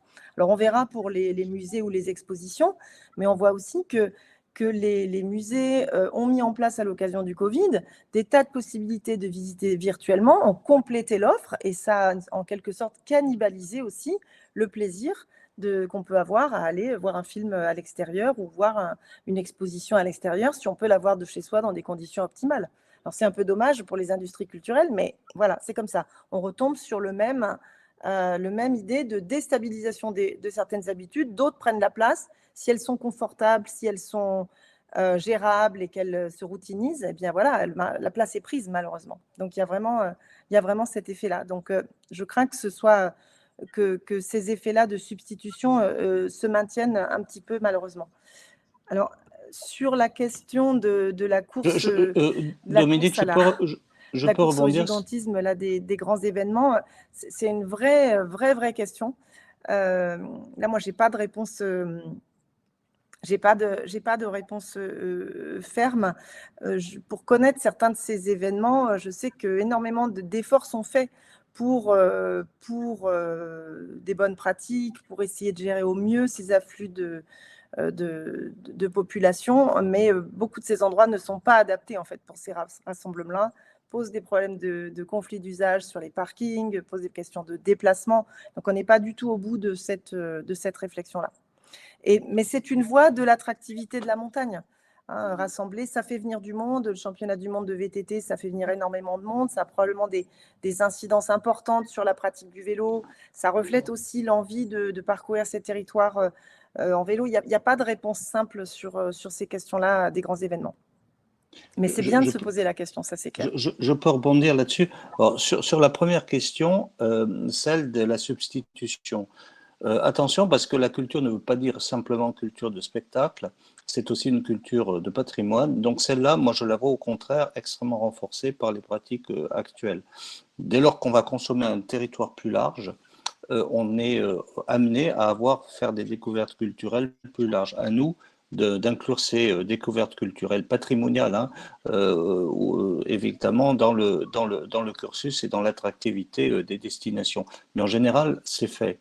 Et de ne pas se focaliser sur un point, parce que sinon, effectivement, on crée des phénomènes d'accumulation là où ils ne sont pas nécessaires ni utiles. Moi, sur les pratiques, par contre, d'intermédiation entre les éléments culturels et les consommateurs ou les touristes, on va dire, là, pour le coup, moi, attention, le livre a été un accélérateur des voyages, les films aussi. Les récits ont été des accélérateurs de voyage. Je ne vois pas pourquoi on aurait des effets uniquement de substitution. On a aussi des effets de stimulation. C'est-à-dire que plus on rend, je dirais, tangible, on n'a pas parlé des métaverses là, mais plus on rend parfaitement tangible, hyper réaliste, on va dire, la visite ou la contre-visite, plus on va avoir envie de le voir avec ses propres yeux et avec ses sens. Je pense qu'il va falloir mettre ce phénomène sur surveillance dans le temps. Pas de réponse, peut-être il peut y avoir une rupture, tout est possible, mais moi il me semble au contraire qu'on peut avoir des phénomènes de stimulation, voire, comme vous l'avez dit sur les musées, d'augmentation de l'expérience. Et là, il faut pas non plus se poser des questions. Par contre, sur le cinéma, le théâtre, c'est moins relié à l'activité touristique que les autres effets, les musées ou les visites de patrimoine. Et enfin, sur les grands événements, sur les événements en général, je pense qu'on va avoir quand même une société un peu moins, je dirais, qui va moins favoriser la rencontre professionnelle de tous les jours. Enfin, je parle du télétravail. Il en reste quelque chose. Et il va en rester quelque chose de plus en plus fortement à mesure où les outils du télétravail vont être de plus en plus performants. Et ils le seront. Je crois qu'au contraire, il va falloir que les sociétés restent stables, qu'elles aient des moments de célébration. Donc ne voyons pas uniquement l'impact d'un grand événement uniquement sur l'environnement, mais voyons-le aussi sur qu'est-ce qu'il peut être sur la société elle-même. Alors maintenant, est-ce qu'il faut rendre les grands événements particulièrement efficaces, en tout cas sobres, dans leur impact? Évidemment. Je crois que tout le monde en est plus ou moins conscient. Maintenant, il faut avoir les outils pour le faire. Ce n'est pas un problème de nombre, c'est un problème d'organisation, un problème de responsabilité, à la fois de celui qui organise et de celui qui va au grand événement. Maintenant, on est dans un effet au tout début de ce phénomène. Je crois qu'il faut lui laisser un tout petit peu de temps pour le condamner ou pour le favoriser. Merci à tous les deux. Ah, il y a encore une question qui tombe. Alors, attendez, excusez-moi. Marika Rabionella nous demande, et encore cela peut se discuter, il existe des études intéressantes sur les liens de cause à effet entre le succès de certaines séries films, notamment promues par Netflix, et l'attractivité touristique générée sur certains sites patrimoniaux. Dubrovnik, par exemple. Donc, c'est un peu ce que vous dites, Christian, finalement. Les livres ont fait rêver, ont poussé au voyage, et finalement, Netflix pourrait finir par devenir un pourvoyeur comme les Instagram, je crois. Il y a eu un syndrome cet été où certains prenaient des photos sur des sites qui sont devenus multivisités. C'est ce que vous dites, c'est le syndrome du spot attractif qui concentre les flux, et du coup, ça pose question en termes d'équilibre, notamment écologique. C'est parfaitement ce que je voulais dire. C'est-à-dire qu'à un moment donné, les technologies, les nouvelles opportunités de médiation sont aussi des accélérateurs. Donc, alors par contre, il faut faire très attention. On voit bien dans le cas, par exemple, de la Nouvelle-Zélande. Bon, la Nouvelle-Zélande a une attractivité très forte parce que forcément, il y avait toute l'imaginaire du Seigneur des Anneaux. Donc, si on pense que celui-là, et on voit bien qu'il y a maintenant des tours qui sont organisés au travers des expériences qui ont été faites sur tel ou tel film ou telle série. Bon, le fait que les séries soient nombreuses, par bonheur, on peut permettre d'avoir un nombre, effectivement, d'expériences plus fortes. Mais nous, on doit faire très attention à ne pas, je dirais, amplifier le phénomène. Et c'est pour ça que dans la façon de promouvoir, si on se focalise sur ce qui a fait du nombre sur Instagram, sur TikTok ou ailleurs sur les réseaux sociaux, on organise encore plus, on intensifie le phénomène. Donc je crois qu'il faut réinventer aussi la façon de promouvoir, pour pouvoir promouvoir grâce aux spots les plus connus, ceux qui le sont moins. Ça, je ne sais pas encore si on s'est bien approprié ce phénomène, mais on doit le faire parce qu'il est très efficace. Très efficace. Et on le voit bien, hein. C'est-à-dire qu'il suffit de mettre une photo d'une star ou d'un influenceur dans une rue inconnue de Paris, et ça a été fait pour que la rue, ça devienne un cauchemar pour l'ensemble des gens qui vivent dans cette rue. Hein. Et c'était une rue dans, je crois, le 20e arrondissement. Donc franchement, on peut faire des bêtises et d'énormes bêtises. Quand vous allez dans un office de tourisme, vous remarquerez une chose, on vous dit toujours, on vous montre toujours les endroits où il y a beaucoup de monde. Ah ben, allez au col machin, allez au lac machin, allez sur tel ou tel spot, ou regardez telle ou telle plage. Mais en fait, les offices de tourisme et autres ont une responsabilité, et même les hébergeurs, pour montrer que le territoire a des possibilités beaucoup plus vastes. Mais ça, c'est ce que je disais tout à l'heure, c'est l'éducation, c'est l'information, c'est la capacité d'entraîner les personnels, non pas à faire du nombre, mais à faire de la qualité, non pas à faire uniquement de la qualité en termes d'argent, mais aussi de la qualité en termes d'expérience. Mais ça, il est possible de le faire. Mais est-ce que nous sommes en train de le faire? C'est pas totalement sûr, ça. C'est là qu'il y a des marges de progrès phénoménales. Et le phénomène de substitution, là, qui était posé dans la question, c'était par rapport au cinéma et au théâtre. Et effectivement, peut-être qu'une partie des pratiques de cinéma peuvent être substituées efficacement par le visionnage chez soi. Mais on voit en tout cas que dès que la possibilité d'aller dehors a été réouverte, il y a eu un effet rebond et les gens sont énormément allés dehors. Donc, ils ont trouvé d'autres pratiques pour ne pas s'ennuyer, avoir quand même des loisirs pendant les confinements. Mais dès qu'ils ont pu aller dehors, rien n'avait pris la place de cette envie d'aller dehors et de visiter. Donc, c'est super qu'il y ait des synergies entre ce qu'on peut voir sur écran et ce qu'on peut aller visiter à l'extérieur, avec toutes les nuances que vous donnez, Christian, et auxquelles j'adhère tout à fait, sur le fait de pouvoir aussi répartir les visiteurs dans des expériences différentes, sur des territoires différents, et pas les concentrer dans des lieux qui sont déjà extrêmement pas dégradés, mais en tout cas surfréquentés. Juste une dernière remarque et après je vais conclure et on clôturera.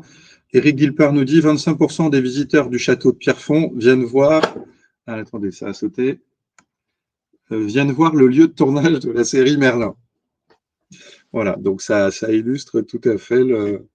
Pardonnez-moi, ça me fait sourire. Est-ce que ça renvoie pas à une forme de comportement un peu moutonnier pour en revenir à la dimension cognitive de tout ça, Dominique? Moi, je ne trouve pas que ce soit moutonnier. Je trouve que c'est bien d'avoir des envies. Je trouve que la pire chose qui peut arriver à des acteurs du tourisme, c'est que les touristes soient blasés. Et la pire chose qui puisse nous arriver, nous, en tant qu'individus, c'est d'être blasés, c'est de plus avoir envie d'aller voir des choses nouvelles, de découvrir des choses qu'on ne connaissait pas, de ressentir cette pulsion d'aller dehors, de sortir de chez soi, de faire des découvertes, que ce soit dans des livres, sur le terrain, dans des forums comme celui que vous nous proposez aujourd'hui. Ça, c'est une excellente nouvelle. Et j'espère que ce sera durable. Et je rajouterai une chose, c'est que dans le tourisme, on ne vend pas ou on ne propose pas uniquement que l'expérience touristique. Je pense que fondamentalement, on propose aux gens d'avoir la mémoire de cette expérience et de pouvoir la raconter et la transmettre et la communiquer.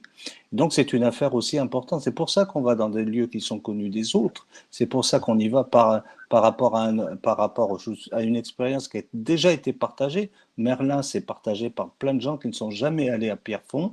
Et pour autant, d'être allé à Pierrefonds va faire appel à tout ce partage qui va pouvoir donner de la reconnaissance à celui qui est allé et va avoir de l'adhésion pour tous ceux qui auront connaissance du fait qu'il y est allé. Et donc aujourd'hui, on vend beaucoup plus la mémoire d'une expérience que l'expérience elle-même. C'est un très beau mot pour conclure. Merci Christian. Juste Diane de Maréchal de l'Institut pour la Recherche nous a mis en ligne sur le chat une étude du réseau des grands sites de France sur le tourisme et la surfréquentation. Donc vous pouvez la télécharger.